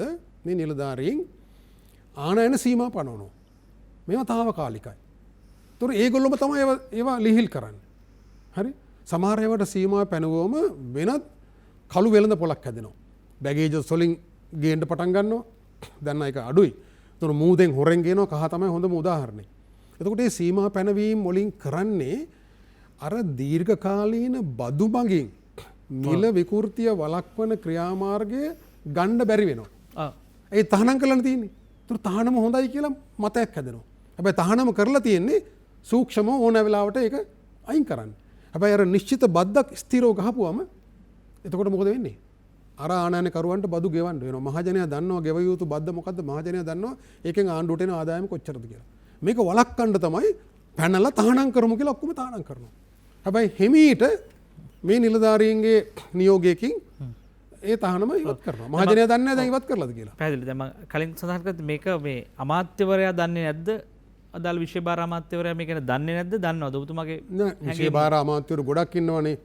දැන් සමහර ඒවා දැන් කැබිනට් එකට මේ ගැසට් නිවේදන 4ක් දැම්ම මාස 4කදී. කොහොමද එහෙම වෙන්නේ? එහෙනම් ස්ථිරසාර දීර්ඝකාලීන ප්‍රතිපත්තියක් නැති හින්දානේ අද එකක් දාලා හෙට තව එකක් දාලා ආයෙ වෙනස් කරන්න වෙන්නේ. එතකොට මේ කැබිනට් පේපර්ස් කැබිනට් එකට දාලා අනුමැතිය ගත්තම අර මා කිව්වා දැන් භාණ්ඩ 800ක් විතර තාවකාලික තහනම කියලා තිබුණාම කැබිනට් එක අහා කියනවා. ඊට පස්සේ ඒක ලිහිල් කරන්නේ කවුද? නිලධාරීන් තීන්දුව ගන්න. හරි. එතකොට මේක ඇතුලේ පොඩි ගේම් එකක් තියෙනවා. මේ ගේම් එක යම් ආර්ථික ඝාතක නිලධාරීන් පිරිසකුයි මේ ජාවාරම්කාරයෝ කීප දෙනෙක් මහ විශාල පිරිසක් නෙමෙයි ආනයනකරුවෝ 4 දෙනෙක් 10 දෙනෙක් එකතු වෙලා තමයි කරන්නේ. මේක වළක්වන්න පුළුවන් වෙන්නේ අර වැඩිම ප්‍රතිඵලයක් තියෙන ප්‍රධාන ආනයන භාණ්ඩ සම්බන්ධයෙන් තීන්දුවක් අරගෙන නිශ්චිතව මහජනයාට එක කියන එක. සුමිත් මහත්තයා දැන් මේ මෙතනදී දැන් අපි මට මොහොතකට අවසර දෙන්න දුරකථනය ඔබට මතක් කරන්න 066 22 83 668 ඔබට එන්න පුළුවන්. දැන් සුමිත් මහත්මයා දැන් අපි කියමුකෝ කිසියම් ආකාරයට ලිහිල් කිරීම භාණ්ඩ මෙරටට ගෙනීම සඳහා ලිහිල් කිරීම සිදුවන්නේ මේ බිමේ තාම හරියට නිෂ්පාදන එය සක්‍රිය වෙලා නැති හින්දා කියන්න බැරිද? බොහෝ අමුද්‍රව්‍ය ආහාර ද්‍රව්‍ය වගේ දේවල් අපිට ප්‍රමාණවත්ව මේ රටේ නිපදවන්න තාම හැකියාව ලැබිලා නැහැ. බිම සූදානම් වෙලා නැහැ. ආණ්ඩුව පත් වුණා විතරයි, ජනාධිපතිතුමා පත් වෙලා විතරයි. දැන් මේක සූදානම් වෙනතුරු අපිට ඒක ගේන්නන එක අපට සාධාරණීකරණය කරන්න බැයිද? ඒක සාධාරණීකරණය කරන්න පුළුවන් අර මෙතුමා කිව්වා වගේ ස්ථිර බදු ප්‍රතිපත්තියක් තියෙනවා නම් ඒකෙදි ඒක අඩු කරනවා විවත් කරනවා කියන එක ඒක රජය ගන්න පුළුවන් වගේ. හැබැයි මෙහි හදලා ඉවර වෙනකන් කියලා බඩු ගේන්න හැකියාවක් නැහැ කියලා වෙලා මේක දැන් හදලා නැහැ කියලා මම ඒක උදාහරණයක් කියන ඊයේ පෙරේදා මම මේ දන්න දෙයක්. දැන් ලුණු පහුගිය දවස්වල ලුණු වල ප්‍රශ්නයක් ආවනේ. රුපියල් 100ට ලුණු තියන්න ඕනයි කියලා වෙලා. ඔව්. එතකොට ගොවියෝ කතා කරලා අවසානයේ 120ට දඹුල්ලේ ගන්නවයි කියන ප්‍රශ්නය ආවා. එතකොට එක්තරා නිලධාරි සංඛ්‍යාවක් දැන් මේ ගැන කතා කරනවා. ඒක ඉහළ පෙළේ දේශපාලනඥය අහනවා මේක මොකද්ද මේ කරලා තියෙන්නේ කියන එක අහලා තියෙනවා මේ දැන් මේ මිල වැඩි වෙලා තියෙනවා. එතකොට දැන් මිල අඩු කරන්න කියලා කිව්වම උතින් දේශපාලනඥයා කියන්නේ මිල අඩු කරන්න සාමාන්‍ය පාරිභෝගිකයන්. හැබැයි එතකොට ඒ අඩු කරන්න දැන් වෙළඳ පොලේ බඩු නැහැ. වෙළඳ පොලේ බඩු රුපියල් 200ට යනවා 280ට යනවා. ඒක නිසා ආනයන කළ යුතුයි කියලා. ආනයනය කළ යුතුයි කියලා ඒකට මිල සීමාවක් දානවා. හැබැයි ඒ සුමානෙම මේ අපි ටීවී වලින් දකිනවා මේ මොනවාද මෙහි දේශීය ගොවියාගේ අස්වැන්න එළියට එනවා. එතකොට දැන් මේ දේශීය ගොවියාගේ අස්වැන්න එළියට එීමත් මේ නිලධාරි දන්නවා. එතකොට රටේ ඒ වෙනකොට රුපියල් 280ට යනකම් සමහර අවස්ථාවල 200ට 280ට ගියයි කියන එකත් ඒගොල්ලෝ දන්නවා. එතකොට රටේ අවශ්‍යතාවයත් ඒගොල්ලෝ දන්නවා. හරිද? එතකොට හැබැයි එතනදී එක නිලධාරියෙක් කියලා තියෙනවා දේශපාලන අධිකාරිය මේක ප්‍රශ්න කරනවා නෑ සර් ඒක මේ ටොම් 15000යි එන්නේ ඒක සති දෙකකට ඇති ලංකාවේ නිෂ්පාදනයකට ටොම් 15000. හැබැයි මේ නිලධාරියා කල්පනා කරන්නේ නැහැ අද ටොම් 15000ක් හදපු මිනිස්සයා ඒ මිනිස්සයාට හරි වෙළඳපොලක් ආවොත් තමයි ඊළඟ මාසේ ඊළඟ කන්නේ ඒක ටොන් 30000 කරන්නේ. එහෙම නැත්නම් ඒක ටොන් 40000 කරන්නේ. ඒක වැඩි කරන්න පුළුවන් වෙන්නේ ඔහු අද කරපු දේ ඔහුට අද ඒක යැපීම ඒකේ ලාභයක් යම තිබුණොත් විතරයි. නැත්නම් ඊළඟ කන්නේ ඔහු ලුණු හැදීම නතර කරනවා. නේ? ඒක නිසා මේ නිලධාරීන් කරන්නේ ඒක දන්නවා. ඒක දැනගෙන මේ අවස්ථාවේ පාරිභෝගික නාමයෙන් මේ ජීවන බර අඩු කිරීමකින් මේ වගේ රැකට් කරනවා. අවසානයේ ආණ්ඩුවටත් කියනවා නෑ 120ට ගත්තට කමක් නැහැ කියන කතන්දරනේ. එතකොට එහෙම කරන්න උනේ දේශපාලන අධිකාරිය කඩේ යවලා මේ නිලධාරීන් කරන වැඩ. ඒක නිසා මේක දෙපැත්තම බලන්න වෙනවා. ජනතාවට අවශ්‍යතාවයක් තියෙනවා. හැබැයි රටේ නිෂ්පාදනය කරන ප්‍රමාණය වැඩි කිරීමේ ක්‍රමවේදයක් තුල ඊට සමානුපාතිකව අවශ්‍යතාවය මත මිනිසුන්ගේ මිලදී ගැනීමේ හැකියාව සහ ප්‍රමුඛතාවය මත ගෙන්වීමේ කාලෙන් කාලට ඒක වෙනස් කිරීමේ අවශ්‍යතාවයක් තියෙනවා. පොදුවේ මේ සමස්තය මේ පින්තූර දිහා බැලුවොත් ඉතිහාසයට පහුගිය ආණ්ඩුවට සාපේක්ෂව මේ සාධනීය තත්ත්වයක් නැද්ද? දැන් සෞභාග්‍ය අපි සාමාන්‍ය කෘෂිකාර්ථික වැඩසටහන යටතේ ගත්තාම අපි මේ මැදිරියම පිළිබඳව කතා බහ කළා. ජාතික ආහාර නිෂ්පාදන වැඩසටහන කියලා එකක් සක්‍රිය වීම පවතිනවා. ඒ සඳහා කිසියම් දායකත්වයක් දෙන බව පේනවා. ධාන්‍ය වර්ග වගා කිරීමට සූදානමක් තියෙනවා. ඔකේ මේ බඳු ලක්ෂණ එහෙම දේශපාලන අධිකාරිය අරගෙන මේක තල්ලු කරනවා. හරිද? තල්ලු කෙරුවට මේ ඊයේ පෙරේද වෙනකන් ජනාධිපතිතුමාම කියන්නේ මට PC කෙනෙක්වත් මාරු කරගන්න බැරි වුණයි කියලා. එතකොට මේ ඉහළම ඉඳන් තාම ඉන්නේ ඔය අර කියපු නිලධාරි සංඛ්‍යාව තමයි තීන්දුව ගන්න නිලධාරි ප්‍රමාණය එහෙමම ඉන්නේ. ඒක ඉහළම තැන ඉඳන් පල්ලෙහාට ඉන්නේ. එතකොට මේ නිලධාරීන් මේ මෙතුමා පැහැදිලි කරපු මේ ජාවාරම් එකත් එක්ක ගණිතුණුක නිලධාරීන් ටික ඉන්නේ. අපි බලාපොරොත්තු වෙනවා දැන් සමහර රට මේ අලුත් තත්ත්වය තුළ මේ දේශපාලන අධිකාරියට තීන්දුව తీන්න ගන්න පුළුවන් ඒ නිලධාරි වෙනුවෙන් මේ දැන් මේ රටේ යහපත වෙන්නේ. මොකද සෞභාග්‍ය දැක්ම නිලධාරි ගෙන අපේ කන්නේ මේක ඒක දේශපාලන අධිකාරිය ගෙන අපේ එකක්. ඒකෙන් තමයි කිව්වේ මේ ඒකේ අඩුපාඩු තිබුණත් ඒක ඉදිරිගාමී වැඩපිළිවෙලක්. ඒකේ අඩුපාඩු හැදෙන්නේ ඒක බිමේ පැල කරනකොට. ඉතින් ඒක අතරමැද්දේ යනකොට ඒකට අනුව ලුණු වලින් ස්වයං පෝෂිත කරන්න ඕනයි කියලා කියද්දි ලුණු ගොවියාගේ ලුණු ටික එළියට එනකොට මේ ලුණු ගෙනල්ලා අතහැරලා දානකොට සහ ඒ ලුණු ගොවියා ඒ වෙලාවේ විකුණ ගන්න එක මිල රුපියල් 150ට විකුණ ගන්න වෙළඳ පොලේ තිබිච්ච හැකියාව තියෙදි කවුරුත් කිව්වේ නැහැ 150ට කන්න ඕනයි කියලා නේ. රුපියල් 100ට කන්න ඕනයි කියලා කවුරුත් කිව්වේ නැහැ. රුපියල් 200ට ගත්තා මිනිස්සු. ඊට යන්නත් වැඩි දෙනවා. 150ට ගොවියට ඒ වෙලාවේ ගියා නම් ටොම් 15000 නම් තියෙන සති දෙකකට නම් ඒක ඒ ටික විකින ගන්න ගොවියට ඇරියා නම් මේ අවුරුද්දකින් සති දෙකක ප්‍රමාණය වුණාට ඊළඟ කන්නේ ගොවියා හදයි ඒක සති 8කට 10කට කන්නනේ. ඊට කාලයකට යනකොට වැඩිපුර හදනකොට ගොවියට පුළුවන් වෙයි රටේ අවශ්‍යතාවයට අඩු මුදලට සබා දෙන්න. අපි මේ ප්‍රශ්න දිහා කොහොමද බලන්නේ කියලා ඔබට කල්පනා වෙන්න ඕනේ. අපි ඇත්තටම බිමේ ඉඳන් කෑ ගැහුවද සීනි ඉල්ලලා, බිමේ ඉඳන් කෑ ගැහුවද ලුණු ඉල්ලලා. හැබැයි අපි කෑ ගැහුවේ නැති දෙයක්, අපේ සටන් පාටයක් නොවන දෙයක් එක පාටම අපිට කඩාපාත් කරලා අපේ ළඟට දෙන්නේ. ඇයි මේක අපි ඉල්ලන්නේ වෙන දෙයක්, අපිට ලැබෙන්නේ වෙන දෙයක්. මේක ඇතුලේ මොනවා හරි කිසියම් ආකාරයක තව කාගේ හෝ සූදුවක් තියෙනවද කියලා අපි හොයාගන්න ඕනේ. 066 22 83 669 ඇමතුම්කට යන්න අපිට අවස්ථාව දෙන්න. අයබෝන් ඔබට. හෙලෝ. ඔව් අයබෝන්. මම මේ උහුමියේ ලේනගේ කියලා කෙනෙක් කතා කරන්නේ. ඔව් ලේනගේ මහත්මයා අයබෝන්. දැන් මේ මහතුරු දෙන්නම පැහැදිලිව කිව්වා අර සීනි ටොන් ගානක් බන්දගල තිබිලා ඒව එළියට ගත්ත වෙලාවේ වෙච්ච දේ මේ ලූණු ගෙන්නලා හක්කලා ලූණු නිෂ්පාදකලා වෙච්ච දේ ගැන තාම පැහැදිලිව කිව්වා. ඔව්. ඉතින් ඇත්තටම මහ ජනතාවගේ සමාජිකයෙක් වශයෙන් මගේ පපුව නිකම් පැලෙන්න ගියා මේ වගේ දේවල් නේද මේ වෙන්නේ කියලා. නමුත් දැන් මම යෝජනාවක් වශයෙන් කළොත් දැන් මේ මහත්තුරු දෙන්නට විතරද මේක තේරෙන්නේ. දැන් මේ ඇමතිවරු ඉන්නවා, മന്ത്രിලා ඉන්නවා, ජනාධිපතිලා ඉන්නවා. හැබැයි එයාලට තේරෙන්නේ නැත්තේ ඇයි මේක?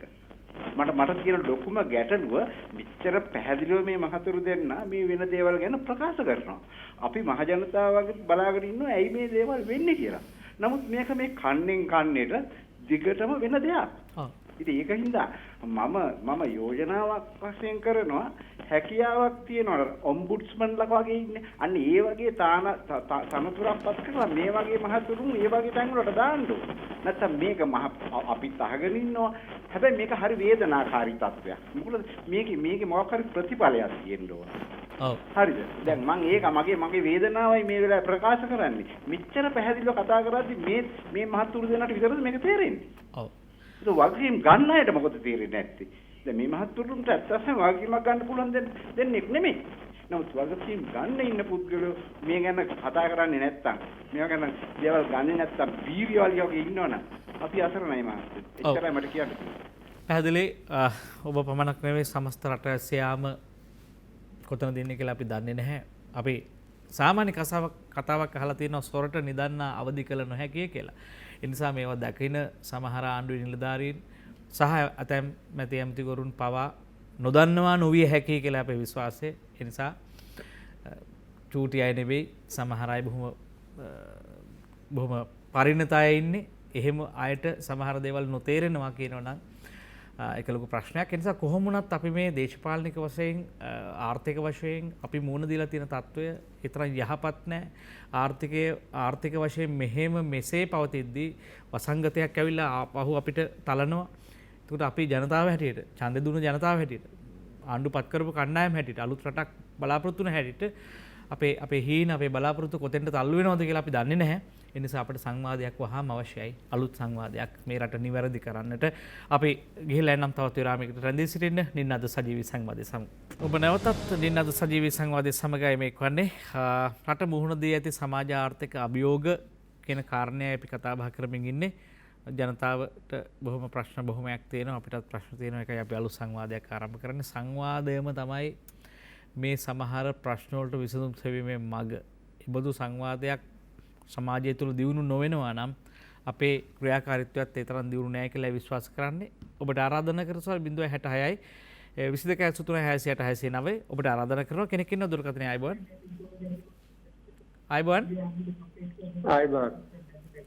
ආයිබෝන් ඔබට ආයිබෝන් නැද්ද? ඔව් ඇහෙනවා කතා කරන්න. ඔව් මම කියන්නේ මේගොල්ලෝ මේ කතා කරා මහතුරු දෙන්නා පෙන්වා මේ ජාවාරම්කාරයෝ ආර්ථික ඝාතකයෝ ඉන්නවා මේ දූෂිත ක්‍රම වලින් පල්ලි හොයනවා කියලා. මට හිතෙනවා ඒවට යම් දේවල් ඒගොල්ලෝ යෝජනා කරා. නමුත් අර කලකට ඉස්සර මම දැක්කා සමහරු කියලා තියෙනවා මේ රට කුණු වෙලයි කියලා තියෙනවා. ඒක තමයි ඇත්ත තත්ත්වය.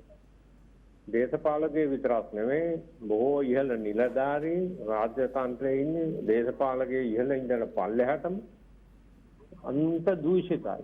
දැන් මම කියන්නේ ඒක නිසා කළ යුතු පළවෙනි දේ සෑම පුරවැසියෙකුටම ආදායම් බදු ලිපි ගණුවක් විවෘත කරන්න ඕන. සෑම පුරවැසියෙකුටම ආදායම් බදු ලිපි ගණුවක් විවෘත කරන්න ඒකේ තමන්ගේ ආදායම් වත්කම් බරකම් ප්‍රකාශ කරන්න ඕනේ. ඒක රහසක් වෙන්න බෑ. ඒක පත්තරවල දාන්න ඕනේ, ප්‍රසිද්ධ වෙන්න ඕනේ. ඒක ඉන්ටර්නෙට් එකේ දාන්න පුළුවන්, හැමෝටම බලන්න පුළුවන්.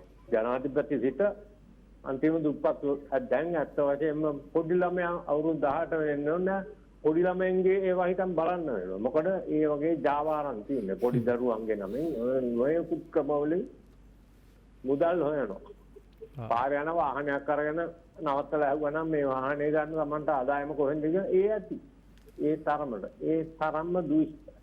ඉතින් මෙවැනි දෙයක් කරලා හැබැයි ඒකට අර පෙරාගත්තු රත්තරන් වගේ හොඳ නිලධාරී මණ්ඩලයක් සොයා ගන්න ඕනේ.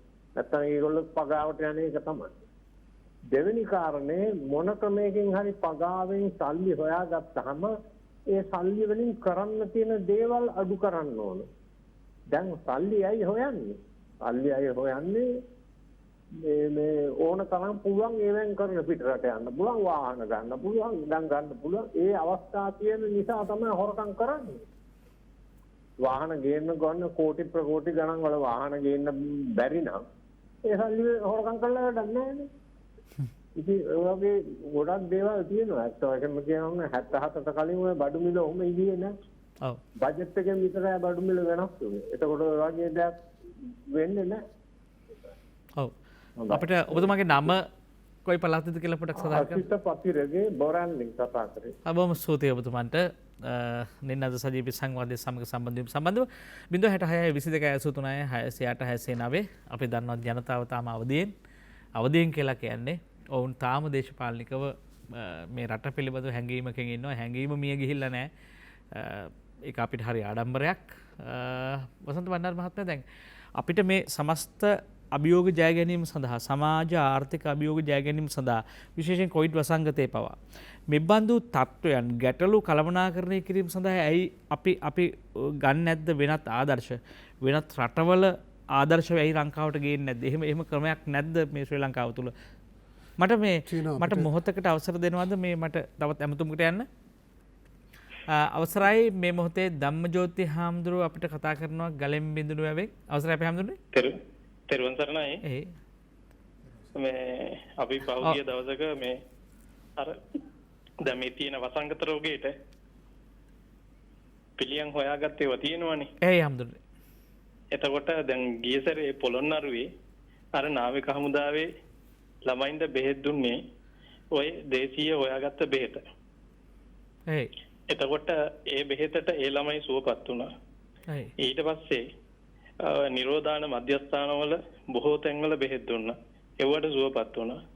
දැන් මේ කතන්දරෙත් එක්ක දැන් පහුගිය දවසක ඇමතුමා එන්න කියලා අපි වෙද මහත්තයත් අඳ ගහන සිතේ ජයකොඩි ඇමතුමා මුණ ගැහුණා. එතුමත් එක සාකච්ඡා කරා. මේ යන ප්‍රශ්නේ මේක කෙටියෙන් ඉවර කරගන්න නම් දැන් ලෙඩ්ඩු පස්සේ පන්න ගිහිල්ලා ලෙඩ්ඩු හොයාගෙන මේ නිරෝධායන කරනවට වැඩිය මේ වෙද්දු හොයාගෙන ගිහිල්ලා මේක ගැන දන්න අයට මේ අවස්ථාව දීලා මේ ඉක්මනට මේ රෝගේ සුවපත් කරන්න ක්‍රමවේදයක් හැදුවනම් හොඳයි කියලා තමයි මම යෝජනා කරන්නේ. මේ අර බෙහෙත මහ ලොකු දෙයක් නෑ. කියන්නේ බින්දු දෙකක් දිවට දැම්මම ඩෙන්ගු හොඳ වෙන්න, කොරෝනා හොඳ වෙන්නත් පුළුවන් නම් ඒක කියන්නේ සත්සුදක්සේ මේ සාක්ෂි දෙන හින්දා මම මේ නැවත සිහිපත් කරන්නේ මේකට සාක්ෂි දෙන්න. පෙරාදිනේ මේ කැම්පස් එකේ මහාචාර්ය කෙනෙක් එතෙන්ට ආවා. ඒ වගේම පොළොන්නරුවේ ඒ වැලිකන්දේ මේ නිරෝධාන වෙච්ච ළමයින්ට බෙහෙත් දෙන වෙලාවේ උදව් කරපු එම්එච්.කේ ડોක්ටර් මෙතෙන්ට ආවා. ඇවිල්ලා ඒ අය පැහැදිලිව කිව්වා මේකට කිසි දෙයකට බය වෙන්න යන්න ඕනේ නැහැ. බෙහෙත් නිෂ්පාදනය කරන්නේ අපේ රටේ නම් නිෂ්පාදනය කරන්නේ අපේ රටේ කෙනෙක් නම් දෙන්නේ අපේ රටේ මිනිස්සෙකුට නම් මෙච්චර කාලයකට සිංහල බෙහෙත් වලින් හානියක් වෙලා නැත්නම් දැන් අපිත් බටහිර වෛද්‍යවරු හැටියට මේ බෙහෙත් පාවිච්චි කරලා තිනවා. අපිට කිසි හානියක් නැහැ. අපේ පවුල් වල අයිට දීලා තිනවා. ඒ හින්දා මේකට බය වෙන්න එපා. මේකට ඔබතුමා පියවරක් ගන්න කියන කාරණේ ඉල්ලුවා. ඒ වගේම රෝගීන් 10 දෙනෙක් දෙන්න කිව්වා සුවපත් කරලා පෙන්නන්න. ඉතින් ඒ අවස්ථාව අපිට මේ දුන්නොත් මේ විදිහට මේ යන ගමන නවත්තන්න පුළුවන් කියලා අපිට විශ්වාසයක් තියෙනවා. ඒ හින්දා මේක සමාජගත කරන එක තමයි මේ වඩාත් වැදගත් වෙන්නේ. මේක ජනාධිපතිතුමා ඉඳලා සියලු දෙනාට දැනගන්න මේ පණිවිඩය යවන්න කියලා තමයි මම ඔබතුමාලගෙන් සිහිපත් කරන්නේ. අපේ හාමුදුරනේ බොහොම නමස්කාරපූර්වක ස්තුතිය වහන්සේට පිටනම්නවා. දැන් මේ කතාව අපි කොහෙන් හරි පටන් ගන්න ඕනේ. හුදකලා සිද්ධීන් බොහොමයක් තියෙනවා. දේශීය ප්‍රතිකාර ක්‍රම තියෙනවා. මේවා දියුණු කරන්න ඕනේ. ඒ ගැන අපිත් කිසියම් හඬක් නගනවා ජාතික වශයෙන්.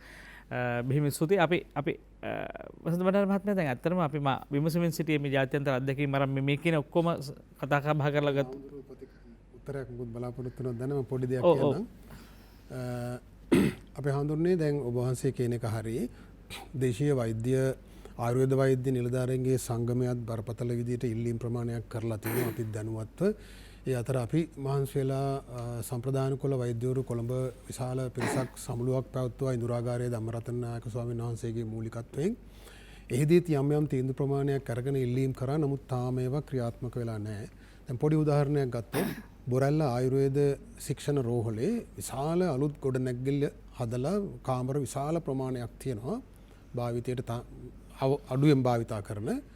එතකොට මේක මධ්‍යස්ථානයක් ලෙස ඉන්ටර්මීඩියට් ට්‍රීට්මන්ට් සෙන්ටර් එකක්. ඒ කියන්නේ අතරමැදි ප්‍රතිකාර මධ්‍යස්ථානයක් ලෙස පාවිච්චි කරන්න පුළුවන්. එතකොට දේශීය ප්‍රතිකාර ක්‍රම හරහා ඔහුගේ ප්‍රතිශක්තිය වර්ධනය කරලා මේ රෝගය සුවපත් වෙන මට්ටමට આવොත් ඔහු එතනින් නිදහස් වෙලා ගෙදරට යනවා. ක්වොරන්ටයින් මේ හුදකලාවේ ඉන්න ඕන කාලේ එතකොට තියෙනවා. එතකොට රෝහල් වල ප්‍රධාන රෝහල් වල ඇඳන් ප්‍රමාණය බේර ගන්න පුළුවන් වෙනවා. එතන අසනීප තත්ත්වයන් වැඩි වුණොත් යම් නිර්ණායක දාලා තියෙන්න පුළුවන්. මීට වඩා තත්ත්වය වෙනස් වුණාම එයා යවනවා අර ප්‍රධාන ප්‍රතිකාර මධ්‍යස්ථානයට. ඉතින් තාම මේකවත් ක්‍රියාත්මක වෙන්නේ නැහැ. දැන් මේ ඇඳන් හොය යනවා එක ප්‍රාදේශීය රෝහල් වල පවා. හැබැයි මේ අතරමැදි ප්‍රතිකාර මධ්‍යස්ථාන කියන න්‍යාය පිළිගන්නේ නැහැ. ඊළඟට සමාජයේ ප්‍රතිශක්තිය වර්ධනය කරන්න අවශ්‍ය විශාල ප්‍රජා සෞඛ්‍ය වෛද්‍යවරු ප්‍රමාණයක් ඉන්නවා දේශීය වෛද්‍යවරු. ඊළඟට සම්ප්‍රදාන කුල වෛද්‍යවරුත් විශාල පිරිසක් ඉන්නවා. ඒ අයගේ සේවය ලබා ගැනීම සඳහා යාන්ත්‍රණයක් සකස් වෙලා නැහැ. ඒක සෞඛ්‍ය සම්බන්ධව තියෙන ඒක දුර්වලකමක්. ඒකත් නිවැරදි කරගන්න ඕන අර අපි කලින් කියපු කාරණාත් එක්ක. මේ එතකොට අර පතිරගේ මහත්තයා කියපු එක කාරණයක් ඉතා වැදගත්. එතුමා කිව්වා මීට පෙර 70 දශකයේ මේ බදු පැනවීම කරේ අයවැයෙන්. ඒක ඇත්ත. එතකොට අයවැයෙන් බදු පැනවීම කරපුවාම මේවා පිළිබඳව නිශ්චිත මහජනයා දැනුවත් වීමක් තියෙනවා. ඒවා අපි පොඩි කාලෙත් ගුවන් විදුලියෙන් ප්‍රකාශයට පත් කරනවා. ගෙදවල් වල අසල්වැසියොත් ඇවිල්ලා ගෙවල් වල අහගෙන ඉන්නවා අයවැය. මොනවද එතකොට එන්නේ මේවට මෙච්චර බදු පනවලා මේමයි රජයට කොච්චර ආදායමක් හම්බ වෙනවද ඒවා දන්නවා. දැන් මේ අලුත් ක්‍රමවේදය හදාගන්න තියෙනවා. මේ අමාත්‍ය මණ්ඩලයේ අනුමැතිය අරගෙන යම් තීන්දුව අරගෙන ඊට පස්සේ නිලධාරීන් තමයි ඒවා එහාට මෙහාට කරන්නේ. මේ අතරමැද අවුරුද්ද පුරාම විවිධ දේවල් කරන්න අවස්ථාව අරන් තියෙනවා. එතකොට මේක රහස්‍යගතයි. මහජනයා දන්නේ නැහැ. විනිවිද භාවය නැහැ. ඒතකොට මේ ගේම් ගහන්න ලේසි. රයිට්? ඒ කියන්නේ බදු පනවනවා වෙනුවට తాවකාලික තහනම් පනවනවා. ඒකල බදු නැහැ. తాවකාලික තහනම් ඉවත් කරගන්න. ගුදුමේ තියන් ඉන්නවා හරියට මචං බද්ද ගහපු ගමන් මට කියපන්කවම හරි කවද්ද ගහන්නේ නම් මං තියාගෙන ඉන්නම් බද්ද ගහපු ගමන් පහවදා මේ ටික එළියට ගන්නවා බද්ද අඩු කරපු ගමන්. එතකොට දැන් මේවා ගණනය කරලා බලපුවම මේ ඊයේ පෙරද දුන්න බදු සහනෙන් රුපියල් මිලියන 36000ක් ආණ්ඩුවට අහිමි වෙනවා. රුපියල් 36 මිලියන 36000ක් කියන්නේ සමෘද්ධිලාභීන්ට දෙන මුදල. හැබැයි එක පුද්ගලයෙකුට මේකෙන් ලැබෙන සහනය රුපියල් 5-10 අතර ප්‍රමාණය. තේ කෝප කීයක් බොනවද කියන එක මත ඒක හැට මෙහාට වෙනවා.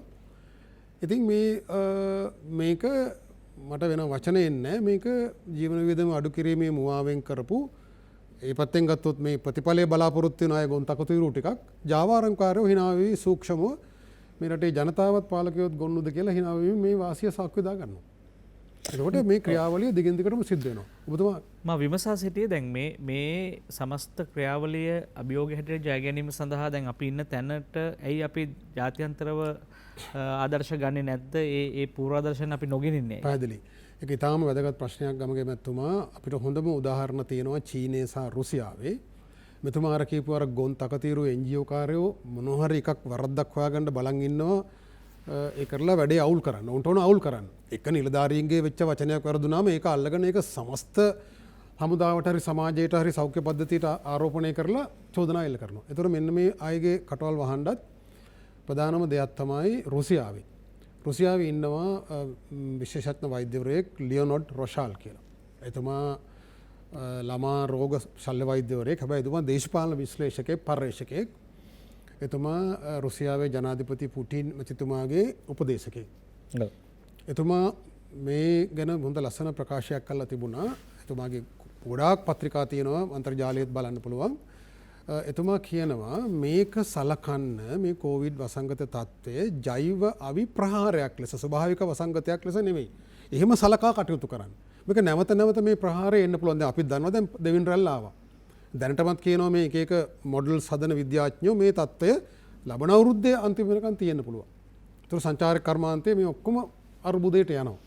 එතකොට මේකත් එක්ක ජීවත් වෙමින් මේක කළමනාකරණ ක්‍රමවේදය ඒ ලියොනෝඩ් ප්‍රශාල් කියනවා රුසියාව වගේ රුසියාවේ ගොඩක් මහජනයා සම්බන්ධ කරගන්න යාන්ත්‍රණ රාශියක් තියෙනවා. ආයතන මට්ටමින් දේශපාලන පක්ෂ මට්ටමින් පාසල් අධ්‍යාපන ආයතන මට්ටමින් එහෙම තියෙනවා. එහෙම දියුණු විදිහට තියෙන රටකත් මේ ලියොනෝඩ් ප්‍රශාල් කියනවා හමුදාව සම්පූර්ණයෙන්ම මේ ක්‍රියාන්විතයට මැදිහත් කරගන්න ඕන.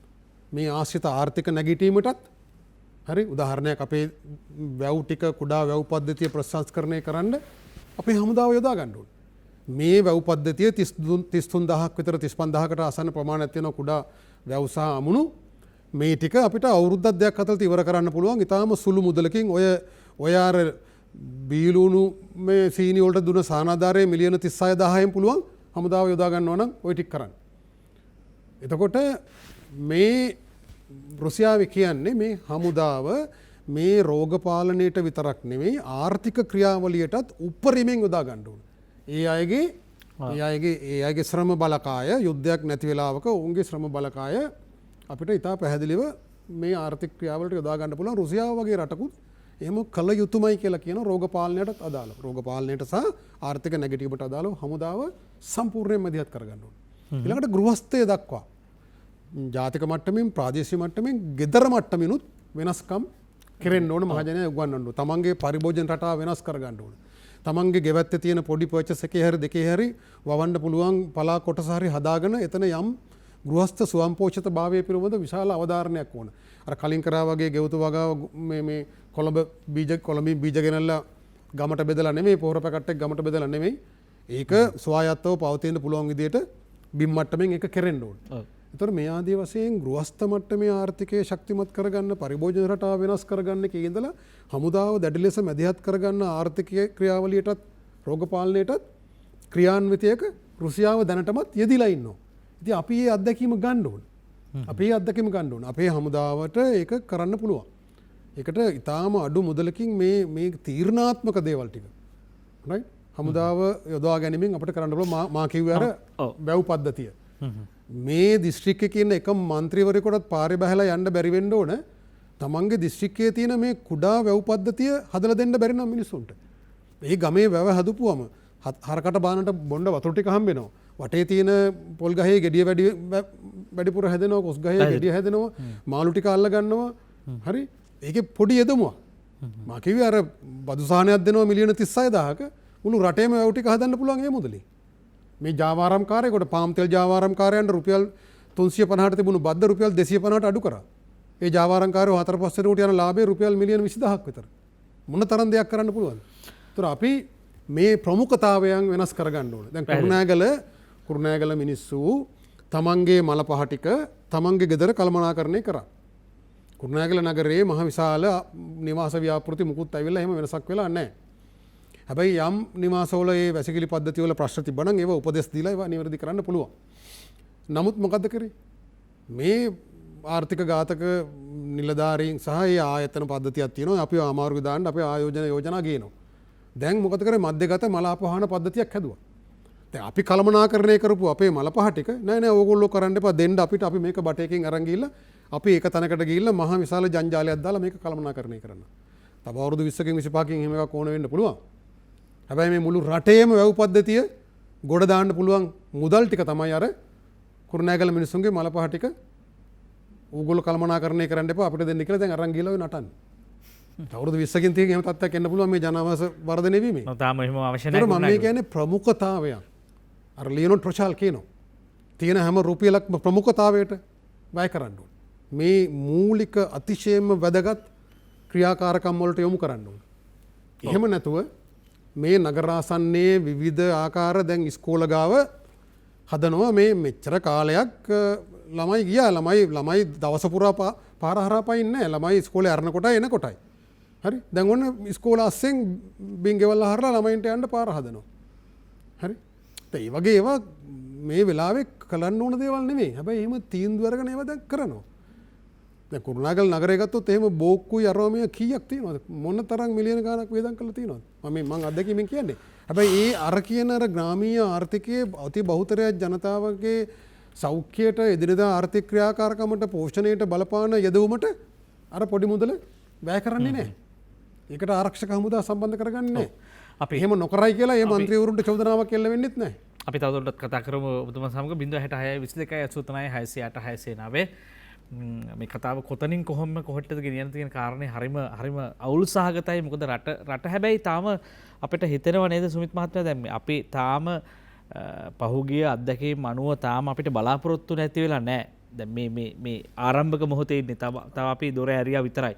අපිට මේ යන්න පාර හොයන වෙලාව මේ එතකොටම අපිට දෙපාරක් අවාසනාවන්ත විදිහට මේ කොවිඩ් වසංගතය නැවත අපි අපේ හිසමත කඩා වැටුණා. හැබැයි මෙතුමා කියන ආකාරයේ යම් නිලධාරීන්ගේ වැරදි දේවල් නිසා රට තව පැත්තකට ඇදමින් තිබෙනවා. ඒ වළක්වා ගැනීම මේ රෝගය සුවපත් කර ගැනීමට අපිට ලොකු අවධානයක් යොමු කරන්න. හැබැයි දැන් මේ කතාව ඇතුලේ කොවිඩ් වසංගතයේ යලි හිස එසවීම ඇතුලේ නැවත අපේ කර්මාන්ත ශාස්ත්‍රයේ ලොකු පාරක් ඉන්නේ නැද්ද? ඒකෝර දැන් රාජ්‍ය මේ වෙලාවේ ඔවුන්ව නගා සිටුවීමට විශේෂ ණය සහන සහ බැංකු පොලි අනුපාත අඩු කිරීම මේ බඳු අර පසුගිය සැරේ වගේ අවධානය යොමු කළ යුතු නැද්ද? මොකද ඊට වඩා දැන් ඒ අවධානමත් එක්ක තියෙන නිසා අනිවාර්යයෙන්ම ඒකට රජයේ මැදිහත් විය යුතුයි.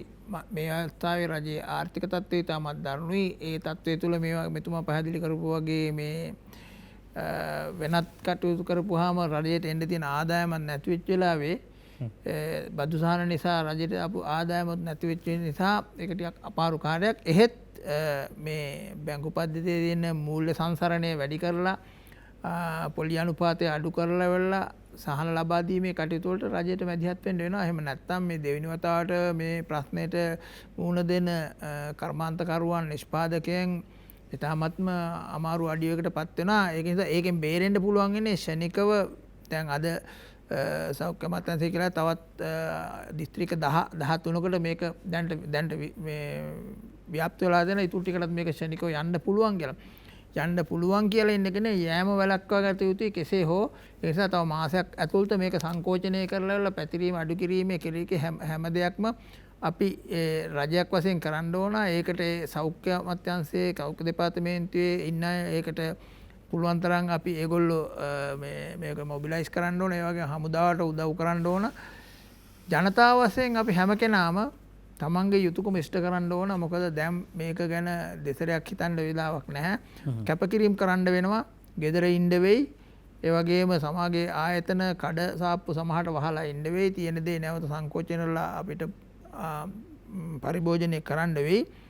ඒක තීන්දුව වෙන්නේ කොයිතාක් කරන්න වෙනවද කියන එක මේකේ පැතිරීම මත. ඔව් දැන් අපි දෙවෙනි රැල්ලදී කතා කරීමේදී අපි ආර්ථිකව නැගිට්ටේ නෑනේ. ඇත්තටම ගත්තාම සංචාරක කර්මාන්තයේ මුළුමනින්ම කඩා වැටිච්ච තැනක හිටියේ. ඒක යලි හරියෙත් නෑ. හැබැයි දැන් මේ මොහොතේ මේ කොවිඩ් වසංගතය නැවත ව්‍යාප්ත වෙන්නේ බොහොම දරුණු තැනක. ඒ තමයි වැඩිපුරම කර්මාන්ත ඇඟලුම් ශාස්ත්‍රයේ වගේ කර්මාන්ත පුරයන් ආශ්‍රිතව තමයි මේ රැල්ල නැගිටින්නේ. මේක ප්‍රබල වශයෙන් අනිත් දිස්ත්‍රික්ක වලට වඩා ප්‍රබලව බලපානවා රටේ ආර්ථිකයට. දැන් මේ තත්ත්වය කොහොමද හදාගන්නේ? බිලියන 6ක තියෙන විදේශ විනිමය අපිට ලැබෙන එකෙන් බිලියන 1ක්ම ලැබෙන්නේ මේ ඇඟලුම් ක්ෂේත්‍රයෙන්. ඒතර ඇඟලුම් ක්ෂේත්‍රයට මේක බලපානවා කියලා කියන්නේ ඉතාමත්ම දරුණු ලෙස අපිට නැවත ගෙවුම් ශේෂයට ඒක බලපානවා. මොකද අපිට මේ කොවිඩ් වසංගතයේ කාලේ ලංකාවට පළවෙනි රවුමේදී අපි මේ කොවිඩ් වසංගතය පාලනය කරපු එක තත්ත්වය තුළ නොහිතු ආකාරයට මේ ගාමන් ක්ෂේත්‍රයට මේ ඇඟලුම් ක්ෂේත්‍රයට ඇනුම් ගලා ඇවිල්ලා තියෙනවා. ඒක නිසා තමයි ඇත්තටම මේ කර්මාන්තශාලාවල දවල් රැ නැතුව වැඩ කරන්න වුණා. එතනදී අපි බලන්න යුතු කටයුතු දෙකක් තියෙනවා. දැන් ඔය කියන කර්මාන්තශාලාවේ වුවත් උන් ඒ 14 වෙනිදා දෙන්න ලබා දෙන්න උණු ඇඟලුම් ඇණුමක් සඳහා හඹා ගිය ආයතනයක්. අපි දන්න අනිත් ආයතනවලත් තියෙනවා ඒගොල්ලන්ට වැඩ කරලා ඉවර කරගන්න බැරි. මොකද මේ කොවිඩ් වසංගතය නිසා ඒකට ගන්න ඕන ක්‍රියාමාර්ග ගන්න ගමන් තමා තමන්ගේ අර ප්‍රොඩක්ෂන් ලයින් එක මේ පාලනය කරන්න ඕනේ.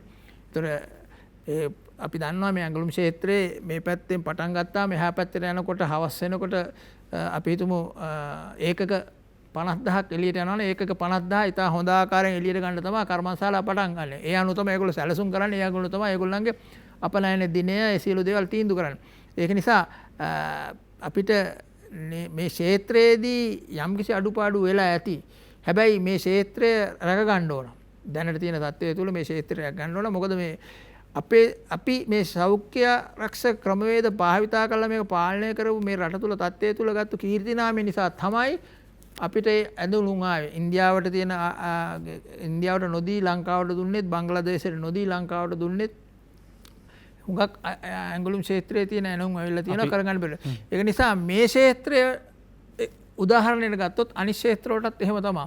අපේ තව අපි තුමු තේ කියලා වෙලා. දැන් අපිට තේ වත්තකට තේ ෆැක්ටරි එකට එහෙම ගියොත් එතකොට ඒක වහන්න වෙනවා. එතකොට ඒ ෆැක්ටරිය පිටිපස්සෙන් දළු කඩන්න බැරි වෙනවා. දළු දිගට ඇදෙනවා. ඊට පස්සේ නැවත දළු කඩන්න ගිය දවසට විශාල ප්‍රශ්නයක්. ඉතින් මෙයා එකින් එකට එනවා. ඒතර දැන් පොල් ගහකදී නම් බිමුට වැටලා අහුල ගත්තා ඒක තේ දළු එහෙම නෙමෙයි. තේ දැල්ල ඒ අවශ්‍ය වෙලාවට කැඩුවේ නැත්නම් ඒක මෝරනවා. ඊළඟ සැරේ කඩන්න යනකොට ඒක අමාරු ප්‍රශ්නයක්. ඒක තේ ක්ෂේත්‍රයේ ඉන්න කට්ටිය තමයි දන්නේ. ඒතර ෆැක්ටරිය වහලා තියෙනවා ෆැක්ටරිය නැවත පටන් ගන්න යන කාලේ ඒ කාලය තුල පඩි නඩි දෙන්න එක අපි හිතමුකෝ සපත්තු හදන කම්මලයක් කියලා. කෝකටත් එක වගේ. එතකොට මේක චක්‍රයක් වගේ කැරකෙනවා. ඉතින් මේක නවත්ත ගන්න පුළුවන් වෙන්නේ මේකේ පැතිරීමේ තියෙන ප්‍රමාණය අපි අඩු කරගත්තොත් විතරයි. ඒකට නිලධාරීන් බලධාරීන් වගේම ජනතාවක පැත්තෙන් විශාල වගකීමක් තියෙනවා. යම් කිසි ආකාරයකට අපිට සැකයක් තියෙනවා අපි මේක ගිහිලා ඉල්ලන දේවල් වලට කියලා අපි ඒක ආරක්ෂා වීම එතනින් පැතිරීම නවත්වා ගැනීම. ඒක පුද්ගලයෙක් හෝ ඒ පුද්ගලයා ඉන්න ආයතනයක හෝ ගෙදර ඒකෙන් හැම කෙනාටම මේක වගකීමක් තියෙනවා. ඉතින් එහෙම කළොත් විතරයි මේකෙන් අපිට බේරෙන්න පුළුවන්. එහෙම නැත්නම් මේක මේ ගල් රෝල තල්ලු කරන් යනවා අපේ සියලුම කෙනාගේ ඇඟ උඩින්. අතරම අපිට අපෙන් කොවිඩ් හැරගියේ නෑ. කොවිඩ් අපිත් එක්කම හිටියා. නමුත් අපි කොවිඩ් වලට තිබ්බ බය නැති වුණා. ඒ පිළිබඳ සංවාදය නැති වුණා. අපි දුටුවා ආයතනවල ඉදිරිපත්ස තිබිලා තිබූ මේ අත්පිරිසුදු කරණය සහ එහෙම නැත්නම් විස බීජ නාශක විස බීජ හරණය කිරීම සඳහා තිබුණු ක්‍රම අපේ ඇස් ඉදිරිපිටම ඒවා කඩා වැටෙනවා. ඒ වගේ ඒවා හිස් වෙනවා. ඒවා බිම පෙරලිලා තියෙනවා දැක්කා. සමහර අත හොදන තැන්වල අපි දැක්කා අපි දුටුවා ඒවා වැඩ නැහැ. ඒවා වැඩ කරන්නේ. ඒවා වතුර එන්නේ නැහැ. ඒවා පැත්තකට තල්ලු කරලා දැම්මා. අපිට මුවාවරණේ අපි බෙල්ලට ආවා. බෙල්ලෙන් ආපහු ගලවලා එළියට දැම්මා. ආපහු වෙළඳ සැල්වල වෙළඳ පොළවල් වල මාළු කඩවල අපි පෝලිං ගහන්න ගත්තා. දැන් මේ අපිට පොඩි තව චෝදනාවක් තියෙනවා මේ සම්බන්ධව මෙසේ අධීක්ෂණය කරේ නැහැ. ජනතාවට අලුත් මේ කොවිඩ් වසංගතය. නමුත් මේක මාස ගාණක් ජනතාවට පුරුදු පුහුණු කරන්න ඕනේ. ඒකට අධ්‍යාපනයක් අවශ්‍යයි. පාසල් මට්ටමක කරන්න ඕනේ. මේ වගේ අපේ අතින් වෙච්ච වැරදි ගොඩක් තිබුණා. ඒ නිසා අපි ඒ ගැන යලි ස්වයං විවේචනයක් කරගත යුතු වෙනවා. අපි ගිහිල්ලා යන අවසාන විරාමයට රැඳී සිටින්න අප සමග. ඔබ නැවතත් නින්නද සජීවී සංවාදයේ සමගයි මේ එක්වන්නේ. රට මුහුණ දී ඇති සමාජ ආර්ථික අභියෝග පිළිබඳවයි කතා බහ කරන්නේ. අපි ඉස්සරහා අපි ඉදිරියේ අපි හිටගෙන ඉන්න තැන අපි ඉස්සරහින් අපිට ජය ගන්න තියෙන කාරණා බොහොමයක් තියෙනවා. වෛද්‍ය වසන්ත බණ්ඩාර මහත්මයා දැන් අපිට ඔබ කලින් කිව්ව වචනේම ගහෙන් වැටුණ මිනිහට ගොන යන්න වගේ. දැන් අපි ගහෙන් වැටිලා හිටියේ. ආයේ වසංගතය ආවා අපිට. දැන් මේක ඇතුලේ අපිට විධිමත් සැලැස්මක දැන් ඔතමාගේ අද මුලින් ඉඳලා විග්‍රහය ඇතුලේ අපිට පේනවා විධිමත් සැලැස්මක්. විධිමත් උපාය මාර්ගික සැලැස්මක් හද අවශ්‍යයි මේ රට ඉන්න තැනින් වෙන තැනකට ගන්න. ඔබතුමාට ඒකට නිශ්චිතවම අපිට කියන්න පුළුවන් ද 1 2 3 වශයෙන් අපිට පැහැදිලිවම කරන්න ඕන දේවල් මොනවද කියලා? ඔව් මේකේ තියෙනවා මේ සාර්වාර්ථික කියන්නේ මැක්‍රෝ ලෙවල් එකයි මේ මයික්‍රෝ ලෙවල් එකයි. එතකොට ඒ කියන්නේ සුළු පරිමාණයෙන් කළ යුතු දේවල් මහා පරිමාණයෙන් කළ යුතුද. දැන් ආර්ථිකයේ හැකිලීමක් ලෝකයේ පුරාම හැකිලීමක් සැපයුම් පැත්තත් ඉල්ලුම් පැත්තත් හැකිලීමක් තියෙනවා. එතකොට මේක උද්දීපනය කරන්න මුදල් ආර්ථිකයට පොම්ප කරන්න ඕන ඉල්ලුම වැඩි කරන්න. එතකොට ඒක කිරීමට තියෙන විවිධ උපාංග තියෙනවා. අපි දැන් බැංකු හරහා ගත්ත උත්සාහයන් අසාර්ථක වෙලා තියෙනවා. මේ බැංකු වලින් මේ වැඩේ කරගන්න අමාරුයි. මේ ඉබ්බන්ගෙන් පියාටු ගන්නවා වගේ වැඩක්. මේ බැංකු පාලනය කිරීමේ අපේ නීතිමය යම් අඩුපාඩුත් තියෙනවා. පරිපාලන ප්‍රශ්නත් තියෙනවා. මහා බැංකුවේ මැදිහත් වීමේ අඩුපාඩුකමකුත් තියෙනවා. මේ බැංකු වලට දැන් ණය මේ ගෙවීමේදී සහන ලබා දෙන්න කියපු සහන ලබා දුන්නේ නැහැ. ලීසින් කම්පැනිත් එහෙමයි. එතකොට යම් කාලයක් මේ සමා කාලයක් දුන්නා කිව්වට ඒත් ආයෙ අර පොලිය එකතු කරලා තමයි ඒක ආයෙ කරන්නේ. ඒගොල්ලොන්ගේ ලාභයෙන් දශමයක්වත් අඩු කරගන්න සූදානම් නැහැ. එහෙම බෑ.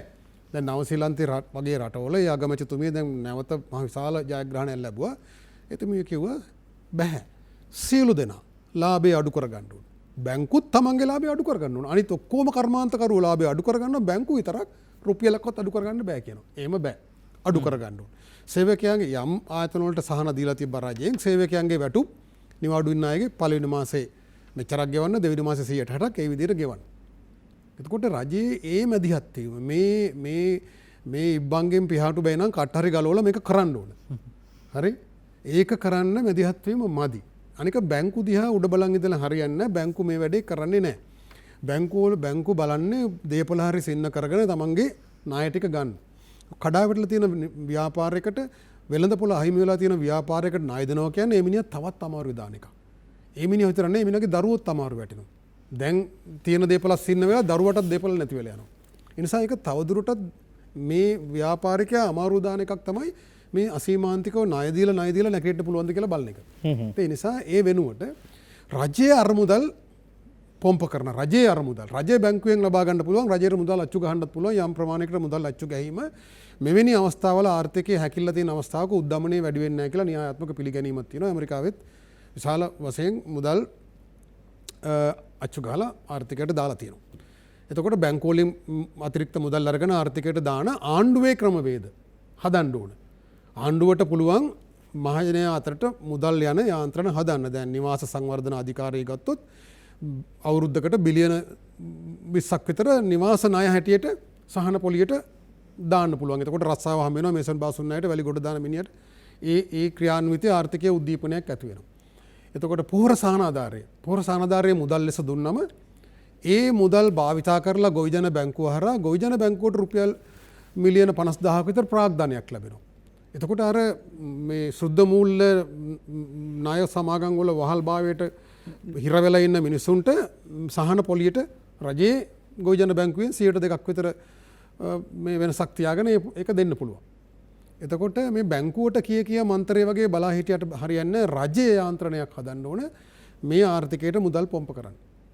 ඊළඟට රජය ප්‍රධාන මිලදී ගන්නා හැටියට කුඩා සහ මධ්‍යම ප්‍රමාණ නිපයුම් නිෂ්පාදන රජය මිලදී ගද්දී ප්‍රමුඛතාවය දෙන්න ඕන මේ ආනයන නිෂ්පාදන වෙනුවට. ඒක රජයේ සාමාන්‍යයෙන් 60%ක් විතර මහා පරිමාණ මිලදී ගැනීම මේවට ආයත් වෙන්නේ නැහැ. හැබැයි 40%ක් විතර මේ කුඩා පරිමාණ නිෂ්පාදකයන්ට පුළුවන් ඒ අවස්ථාව දෙන්න. හැබැයි ඒක රජයේ කරන්නේ නැහැ. ඒක පෑන් පාරකින් කරන්න පුළුවන්. ඔක 2006 ඉඳලා කරන්න උත්සාහ කරනවා මේ ආර්ථික ඝාතක නිලධාරීන් පිරිසක් මේක කරන්න කොමුණු ආකාරයක වංගු ගගහ මේ අනිවාර්ය කියන වචනේ දාන්න දෙන්න නැතුව තියාගෙන යනවා. එතකොට ටෙන්ඩර් ලේඛන හදනකොට ඒකදී දැම්මොත් විතරයි මේක අනිවාර්ය වෙන්නේ. ඒක කවුරුත් දාන්නේ නැහැ. මොකද කොමිස් අරගෙන මේ ආනයනික නිෂ්පාදන මිලදී ගන්න ආයතන වල ඉන්නවා එකටම ලෑස්තිච්ච පිරිසක්.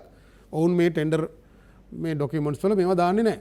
ඒතර කවදාවත් මේ රජයේ මිලදී ගැනීම වලදී මේ දේශීය නිෂ්පාදකයට අවස්ථාව නිර්මාණය වෙන්නේ නැහැ. වෙළඳපොළ නිර්මාණය වෙන්නේ නැහැ. වෙළඳපොළ පුරුල් කරන්නේ නැතුව මොනතරම් ණය දුන්නොත් ණය දෙන්න මිනිහා තව අමාරු වැටෙනවා. එතකොට මෙන්න මේ වගේ රජයේ පැත්තෙන් ගත යුතු උපාය මාර්ගික තීන්දුව ටිකක් තියෙනවා. ඉහළ මට්ටමින් ගන්න ඕනේ. ඒතර ඒ තීන්දුව ටික තාම හරියට අරගෙන නැහැ කියලා අපිට පේන්නේ. මේ ආර්ථිකයට මුදල් පොම්ප කරන්න බැංකු දිහාම බල ඉන්නේ නැතුව බැංකු වලට මන්ත්‍රී ඉන්නේ නැතුව වෙනත් රජයේ යාන්ත්‍රණ මගින් මුදල් පොම්ප කිරීමේ ක්‍රමවේදය වෙළඳපොළ වැඩි කිරීමේ ක්‍රමවේදය ඒක අවශ්‍යයි. ඊළඟට නිෂ්පාදන පද්ධතිය මහජනයාගේ ආහාර සංස්කෘතිය වෙනස් කරන මැදිහත් වීම. ඒක සෞඛ්‍ය අංශවලට කරන්න පුළුවන් බලවත් විදියට. තාමත් සෞඛ්‍ය අමාත්‍යාංශයට බෑ ඔය වෛද්‍ය නිලධාරීන්ගේ සංගමයටත් බෑ තමන්ගේ ආයතනය තුළ ආහාර ප්‍රතිපත්තියක් ක්‍රියාත්මක කරන්න. ඒ දේශීය ආහාර වලට ළමයා පුරුදු කරන්න මිනිස්සුયો පුරුදු කරන්න. දැන් සෞඛ්‍ය අධ්‍යාපන අමාත්‍යංශය එහෙම උත්සාහයක් ගත්තා සුසිල් ප්‍රේමජයන්ත මහත්තයා කාලේ. ඒකත් දැන් අතහැරලා දැම්මා. ඒක ගිහින් බලන්නේ නැහැ පීචයි මහතුරුව කවුරුත් ගිහින් බලන්නේ නැහැ. පාසලේ මොනවද විකුණන්නේ ඔක්කොම ජරාවල් විකුණනවා ළමයින්ට කැන්ටින් කාර්යයට මම කල්නුත් මේක කියලා තියෙනවා වැඩි මුදලක් ඉස්කෝලේට ගන්න. ඒතර මේ වගේ හැසිරීම් වල වෙනසක් මේක අදහෙට ඉවර වෙන්නේ නැහැ. මේක නැවත නැවත එනවා. ඒ නිසා දරුවන්ගේ හැසිරීම් වල වෙනසක් ඇති කරගත්තම ආහාර සංස්කෘතියේ gedara ආහාර සංස්කෘතිය වෙනස් වෙනවා. ඒතර පෝෂණ මට්ටම වෙනස් වෙනවා. ආර්ථිකය පවුලේ ආර්ථිකය ඉතිරි කිරීම වැඩි වෙනවා. මේ පවුලේ යම් නිෂ්පාදන ක්‍රියාන්විතයක් ඇති වෙනවා. දැන් පොල් ගෙඩිය ගන්නකො අපේ රටේ පොල් ගෙඩි මිලියන 3000ක් විතර නිෂ්පාදනය කරනවා. ඒකෙන් 1800ක් අපි අමු පොල් විදියට කනවා. ලෝකේ වැඩිම පොල් කන මිනිස්සු අපි. පොල් ගාලා නිකන් අතින් මෙරිකලා කිරිටියක් කරා මිසි කරනවා. එතකොට ඒක අඹරලා කන්න අඩුවෙන් එතකොට පොල් මේ පොල් ගෙඩි 1800න් මිලියන 900කට බස්ස ගන්න පුළුවන් භාගයකට බස්ස ගන්න පුළුවන්. මධ්‍යම පන්තිකයෝ ගෙදර අර මොනවද බ්ලෙන්ඩර් මේ විදුලි ඇඹරුම් යන්ත්‍ර තියෙනවා ඒ වගේ ගහපුවාම අර පොල් ප්‍රමාණය දෙගුණයක් වෙනවා. පොඩි දෙයක්. මේ තොරතෝච්චෙන් නැතුව දේශපාලකයෝ කතා කරනවා මේ මාධ්‍යවල මේ වගේ මේ අධ්‍යාපන වැඩසටහන් ටිකක් ක්‍රියාත්මක කරොත් වෙනස් වෙනවා. හරි. මේවා පොඩි දේවල් තමයි හැබැයි මේවා කරාම ලොකු ප්‍රතිඵල එනවා. ඊළඟට මා අර කියපු යුද්ධ හමුදාව මේ ආර්ථික ක්‍රියාන්විතයට සම්බන්ධ කරගන්න එක. මේ රටේ වැව් පද්ධතිය සම්පූර්ණයෙන් ඉවර කරන්න පුළුවන් අවුරුද්දක් ඇතුළත යුද හමුදාව සම්බන්ධ කරගන්නවා නම් අර ජාවාරම්කාරයන්ට දෙන සහන වලින් පාම් පිටි සමාගමට දෙනවා මිලියන 34000ක් අර පාම් තෙල් සමාගමට මිලියන 20000ක් දෙනවා එක අවුරුද්දක් නවත්තන්න ওই මිලියන 50000න් පුළුවන් මේ මුළු රටේ වැව් පද්ධතිය ගොඩ දාන්න හමුදාව සම්බන්ධ කරගන්න ඕන. හරි. ඒ වගේ ගත යුතු තීරණ ටිකක් තියෙනවා. මේ නිෂ්පාදන පද්ධතිය උඩට ගන්න පරිසර පද්ධතිය නිෂ්පාදනයට අදාළ කෘෂි පරිසර පද්ධතිය ටික ශක්තිමත් කරගන්න. එතකොට දීර්ඝ කාලීන ප්‍රතිඵල ලැබෙනවා. මේ අර්බුදයට මුහුණ දෙන්න ගන්න තීරණ වලින් දීර්ඝ කාලීන වෙනස්කම් ප්‍රමාණයක් එනවා. ආහාර සංස්කෘතිය වෙනස් වෙනවා. වෙළඳ පොලේ තියෙන මිල විකෘතීන් ටික නිවැරදි කරන්න ඕන. වෙළඳ පොලේ මිල විකෘතීන් තියෙන තාක්කල් දේශීය නිෂ්පාදකයට ගොඩ යන්න බෑ. අඩු මිලට මැලේසියාවේ තියෙන පාම් තෙල් ගෙනල්ලා මේකේ විකුණනකොට ජාවාරම්කාරයෝ ටිකක් පොල් තෙල් නිෂ්පාදකයාට ගොඩ එන්න බෑ. ඔව්. මහජන සෞඛ්‍ය පස්සේ පැත්තකින් තියන්න.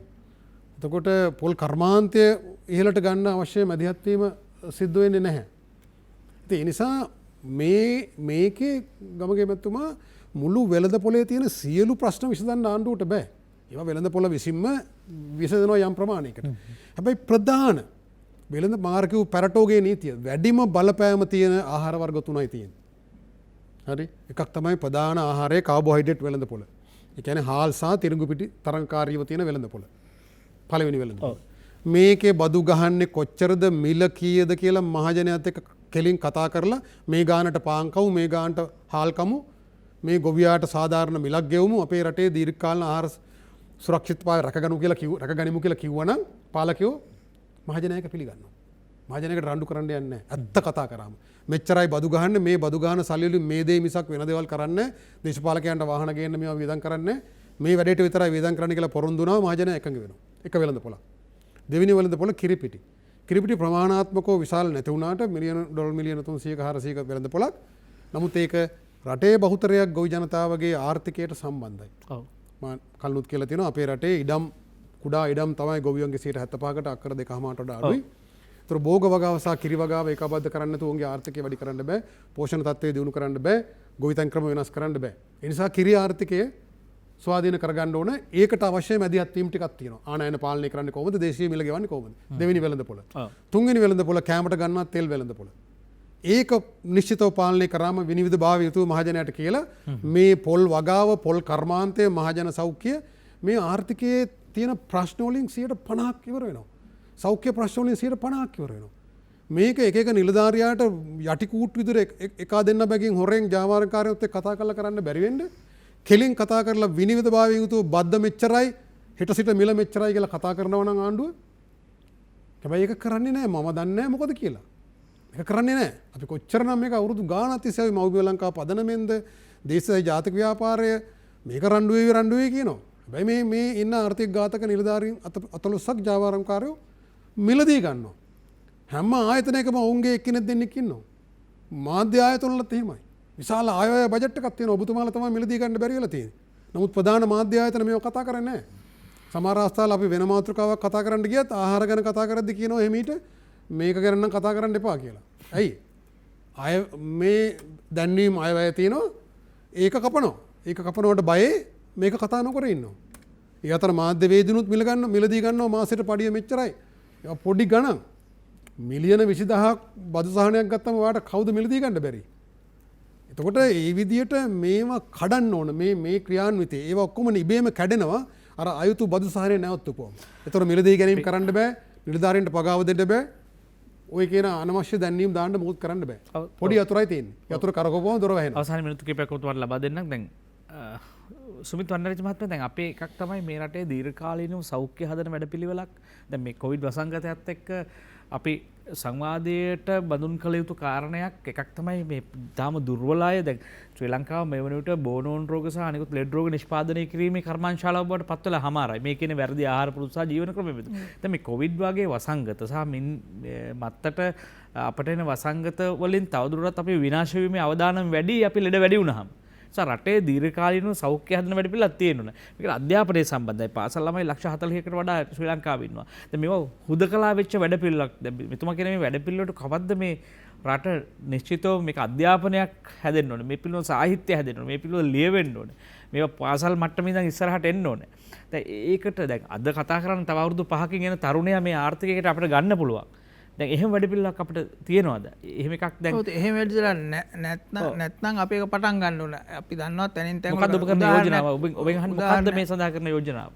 අධ්‍යාපනයේම තමයි. මේක අධ්‍යාපනය සහ දැන් උදාහරණයක් කියලා ගත්තොත් දැන් අර අපේ ආමුදුරෝ කියපු දේ සහ මෙතුමා ඒ ගැන පැහැදිලි කරපු දේ යනවා. අපි දන්නවා පෞද්ගලිකවත් දැන් මේක හැම කෙනාම පිළි අරන් තියෙනවා මේ කොවිඩ් වලින් බේරෙන්න මේ දේශීය බෙහෙත් වර්ග බීම වර්ග බොන්න ඕනයි කියලා. මම දන්නේ නැහැ මම වුණත් දැන් ওই කොත්තමල්ලි විතර අපි තේ බොන එකත් අඩු කරලා තියෙනවා. ඒතර තේ බොන තේ හොඳයි. හැබැයි තුඟක් අය ඒක එහෙම පුරුදුලා.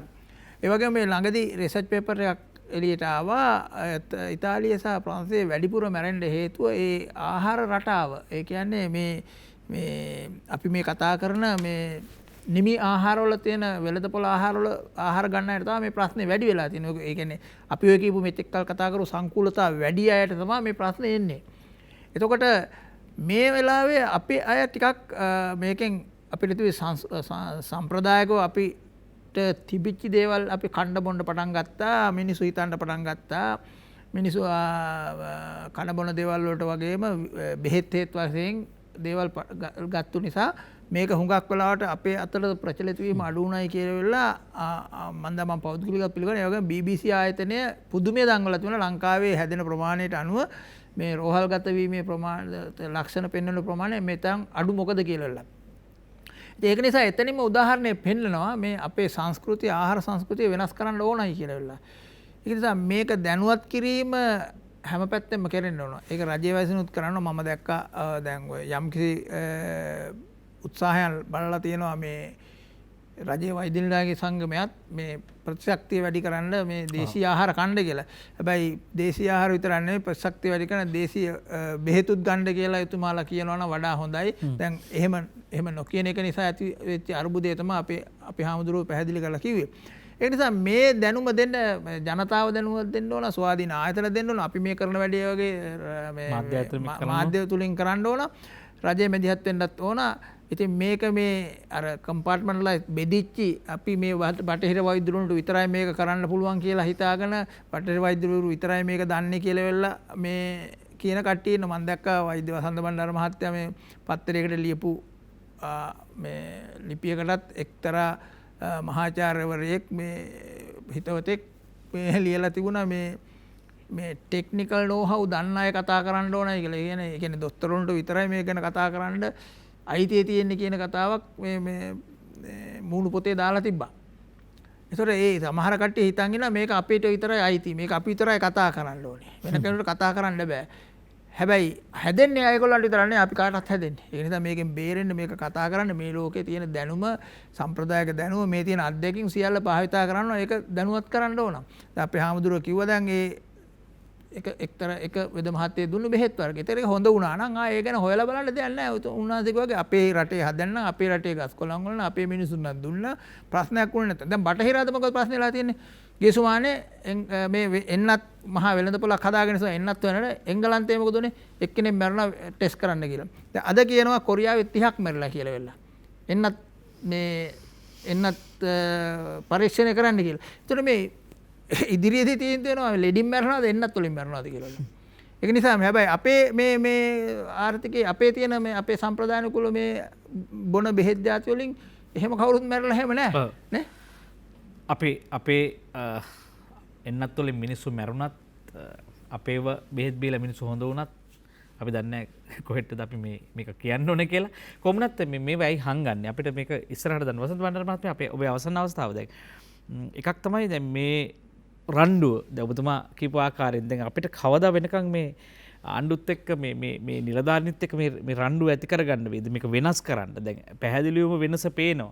මේක සාකච්ඡාවක් වෙන්න ඕනේ. මේක ළමයා අතර යන්න ඕනේ. මේ සෞඛ්‍ය පුරුද්ද ඉස්සරහට ගෙනියන්න ඕනේ. මේ රෝගේ සදාහටම තිරසාර විදිහට මේකෙන් අයින් කරන්න නම් මේකට වඩා විධිමත් වැඩපිළිවෙලකට යන්න ඕනේ. කවද්ද මේ කොහොමද මේක කොතෙන්ට කරන්නේ? මොකක්ද අපිට තියෙන බලාපොරොත්තු හෙට දවසේ? මෙහෙම ගමුත් අතරම දැන් ආපදාවක් වුණාම අපිට යම් පාඩුවක් වෙනවා අපි අර්බුදයට යනවා. හැබැයි ඒකම වාසියක් බවට හරව ගන්න පුළුවන් අපි ඒ එතනින් පටන් ගත්තොත් අපිට වැරදුණු තැන් නිවැරදි කරන්න. එහෙම අපිට අවස්ථාවක් ලැබුණා සුනාමියෙන් පස්සේ අපි යම් සාධනීය දේවල් මේ පද්ධතිය වෙනස් කරන්න, ඒව නිෂ්පාදන පද්ධතිය වෙනස් කරන්න, ඒ වගේ දේවල් වලට යෝජනා ආවට එදත් ඒක සාර්ථක වුණේ නැහැ. යුද ජයග්‍රහණයෙන් පස්සෙත් එහෙම යෝජනාව ඒවා සාර්ථක වුණේ නැහැ. අවස්ථා ගිලිහුණා. දැන් මේ සරත් ඒක ගිලිහෙන්න නොදී මෙතුමා කිව් විදිහට අධ්‍යාපන විෂය මාලාවන් වෙනස් කිරීමේ ඉඳලා සිසුන්ට වෙනත් විවිධ ක්‍රියාමාර්ග හරහා මේ නව ජීවන ක්‍රමයකට හුරු වෙන්න, ආහාර රටාවල් වලට හුරු වෙන්න, ඒ ප්‍රතිශක්තිය වැඩි කරගන්න ක්‍රමවේද අපේ මේ කුරුණෑගල රෝහලේ ඉන්න ශෝෂණ රෝග විශේෂඥයෙක් සුසිල් හේරත් කියලා වෛද්‍යවරයෙක් එතුමා මම හිතන්නේ මේ වැඩසටහනකට සහභාගී වුණා. එතුමා පුද්ගලිකව විවිධ පරීක්ෂණවල යෙදලා තියෙනවා මේ ශෝෂණ රෝග ඒ කියන්නේ ෆ්‍රී රැඩිකල්ස් කියලා තියෙනවා මේ ඒවායෙන් මේ ශෝෂණ පද්ධතියේ තියෙන ඒ පටකවල ප්‍රතිශක්තිය දුර්වල වෙනවා. එතකොට මේ ප්‍රතිශක්තිය ශක්තිමත් වෙන ආහාර රටාවක් දැන් උදාහරණයක් විදිහට අපි පොඩි කාලේක අපිටත් මතකයි හෙම්බිරිස්සාව හැදීගෙන එනකොට අපිට සුදුලූණු ගෙඩියක් හපලා උඩට අදින්න කියලා කියනවා. එතකොට ඒ සුදුලූණු වල තියෙනවා ඒ පටකවල ප්‍රතිශක්තිය වැඩි කරන හැකියාවක්. එතකොට අර වෛරස් එකට බැරි වෙනවා මේ පටකේ ඒ සෛල වලට ඇතුල් වෙන්න. ඉතින් ඒ සම්බන්ධ විශාල පර්යේෂණ දත්ත තියෙනවා. එතකොට මේට අදාළ පර්යේෂණ ක්‍රියාන්විතයකුත් මේ වෙලාව දියත් කරන්න ඕන මේ ජීවන ක්‍රමය ආශ්‍රිතව දේශීය වෛද්‍ය ක්‍රමයේ තියෙන ප්‍රතිඵල මාර කියපු අර ඒවට දැන් අන්තර් මේ අතරමැදි ප්‍රතිකාර මධ්‍යස්ථාන ඇති කරොත් අපේ ආයුර්වේද රෝහල් ටික පාවිච්චි කරලා මේ සම්බන්ධ පර්යේෂණාත්මක ව්‍යාපෘතියකුත් දියත් කරන්න අවස්ථාව ලැබෙනවා. ඒතර බොහොම විවෘත මනසින් බලලා මේවට ඔක්කොට මුදල්ම නෙමෙයි යන්නේ. හරි? සමහර පරිපාලන තීන්දුව මේ පරිපාලනයේ තියෙන දුර්වලතාව මිසක් මුදල් නැති නිසා වෙලා තියෙන දේවල් නෙමෙයි. ඉතින් දැන් කොවිඩ් වසංගතයේ පාලනය සම්බන්ධයෙන් සෞඛ්‍ය අමාත්‍යාංශයේ යාන්ත්‍රණ තුල බරපතල දෝෂයක් තියෙනවා. මේක අර වරද හොයන්න එපා කියලා කියන එක මම පිළිගන්නේ. ඒ වරද හෙවීමත් මේක ඇතුලේ අවශ්‍යයි. ඒක සමාජයේ කෑ ගගා කරන්න ඕන එකක් නෙමෙයි. පොඩි කණ්ඩායමක් පත් කරලා මේ වරද සොයාගෙන ඒ වරද දැනගන්න නැත්තම් නිවැරදි කරන්න බෑ. මේක හෙටත් ආයි වෙන්න පුළුවන්. එතකොට මේ නිලධාරීන් වගවීම සහිතව වැඩ කරන අපේ තියෙන හැම සම්පතක්ම අපේ PHI මහතුරු දක්ෂ නිලධාරීන් ඉන්නවා. ඒ සියලු දෙනා මේකට ඇඟෙන් බහින තැනකට ඒගොල්ලොන්ව පත් කරගෙන ඒක එක්තරා විදිහක දේශපාලන ක්‍රියාන්විතයක්. රෝග පාලනයත් සහ මේ ආර්ථික වශයෙන් නැගිටීම දෙක එකට බද්ධ කරගන්න ඕන. මහජනයා සම්බන්ධ කරගන්න ඕන. ජීවන ක්‍රමය වෙනස් කරගන්න ඕන. ආර්ථිකයේ අර කියපු හිදස් පුරවන්න ඕන. මේ දේශීය නිෂ්පාදනය උඩට ගෙනල්ලා ආනයන සීමා කරගන්න ආරක්ෂණවාදී ක්‍රියාමාර්ග ටික ගන්න ඕන. ඒවා මහජනයාට හැම වෙලේම සහනම දිය යුතුයි කියලා ඒ සාන ජාවාරම්කාරයන්ට දීලා හරියන්නේ නැහැ. මහජනයා එක්ක සංවාදයකට යන්න ඕන. මේ ගානට මේ දේ කමු.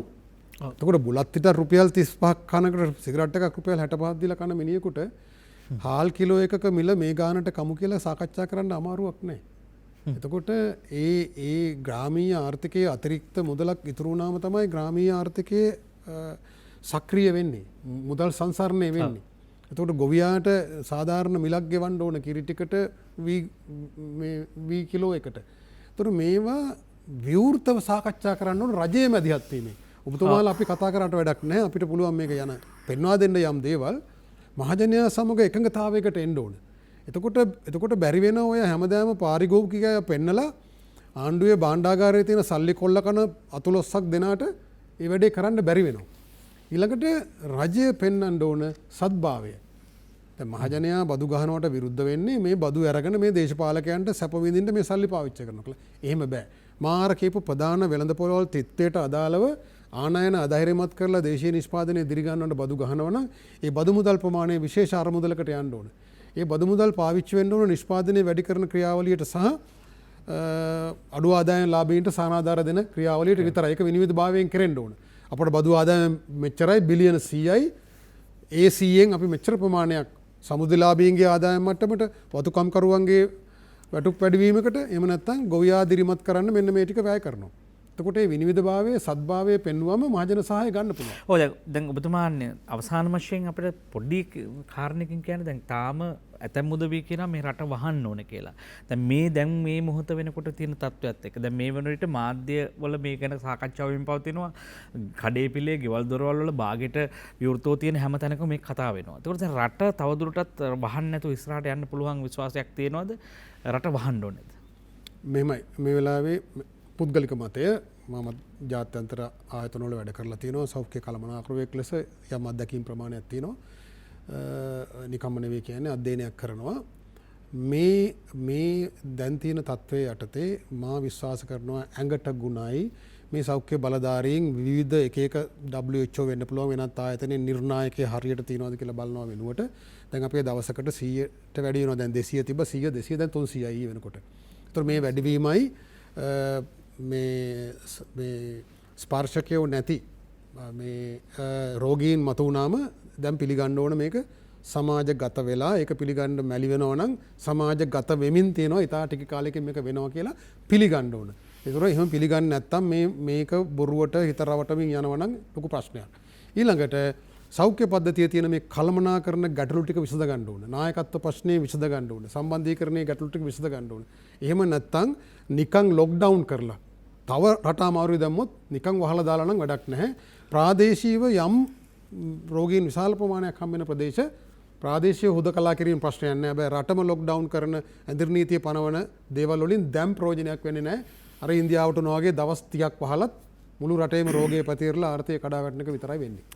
ඔබත් වගකීමක් තියෙනවා. දැන් අපි දැක්කා මේ රට වසා දමන හැම අවස්ථාවකදීම දිගු පෝලින් දැක්කේ බැංකුවලයි බෙහෙත් ඔසු සැල්වලයි ආහාර අලෙවි කරන තැන්වලයි.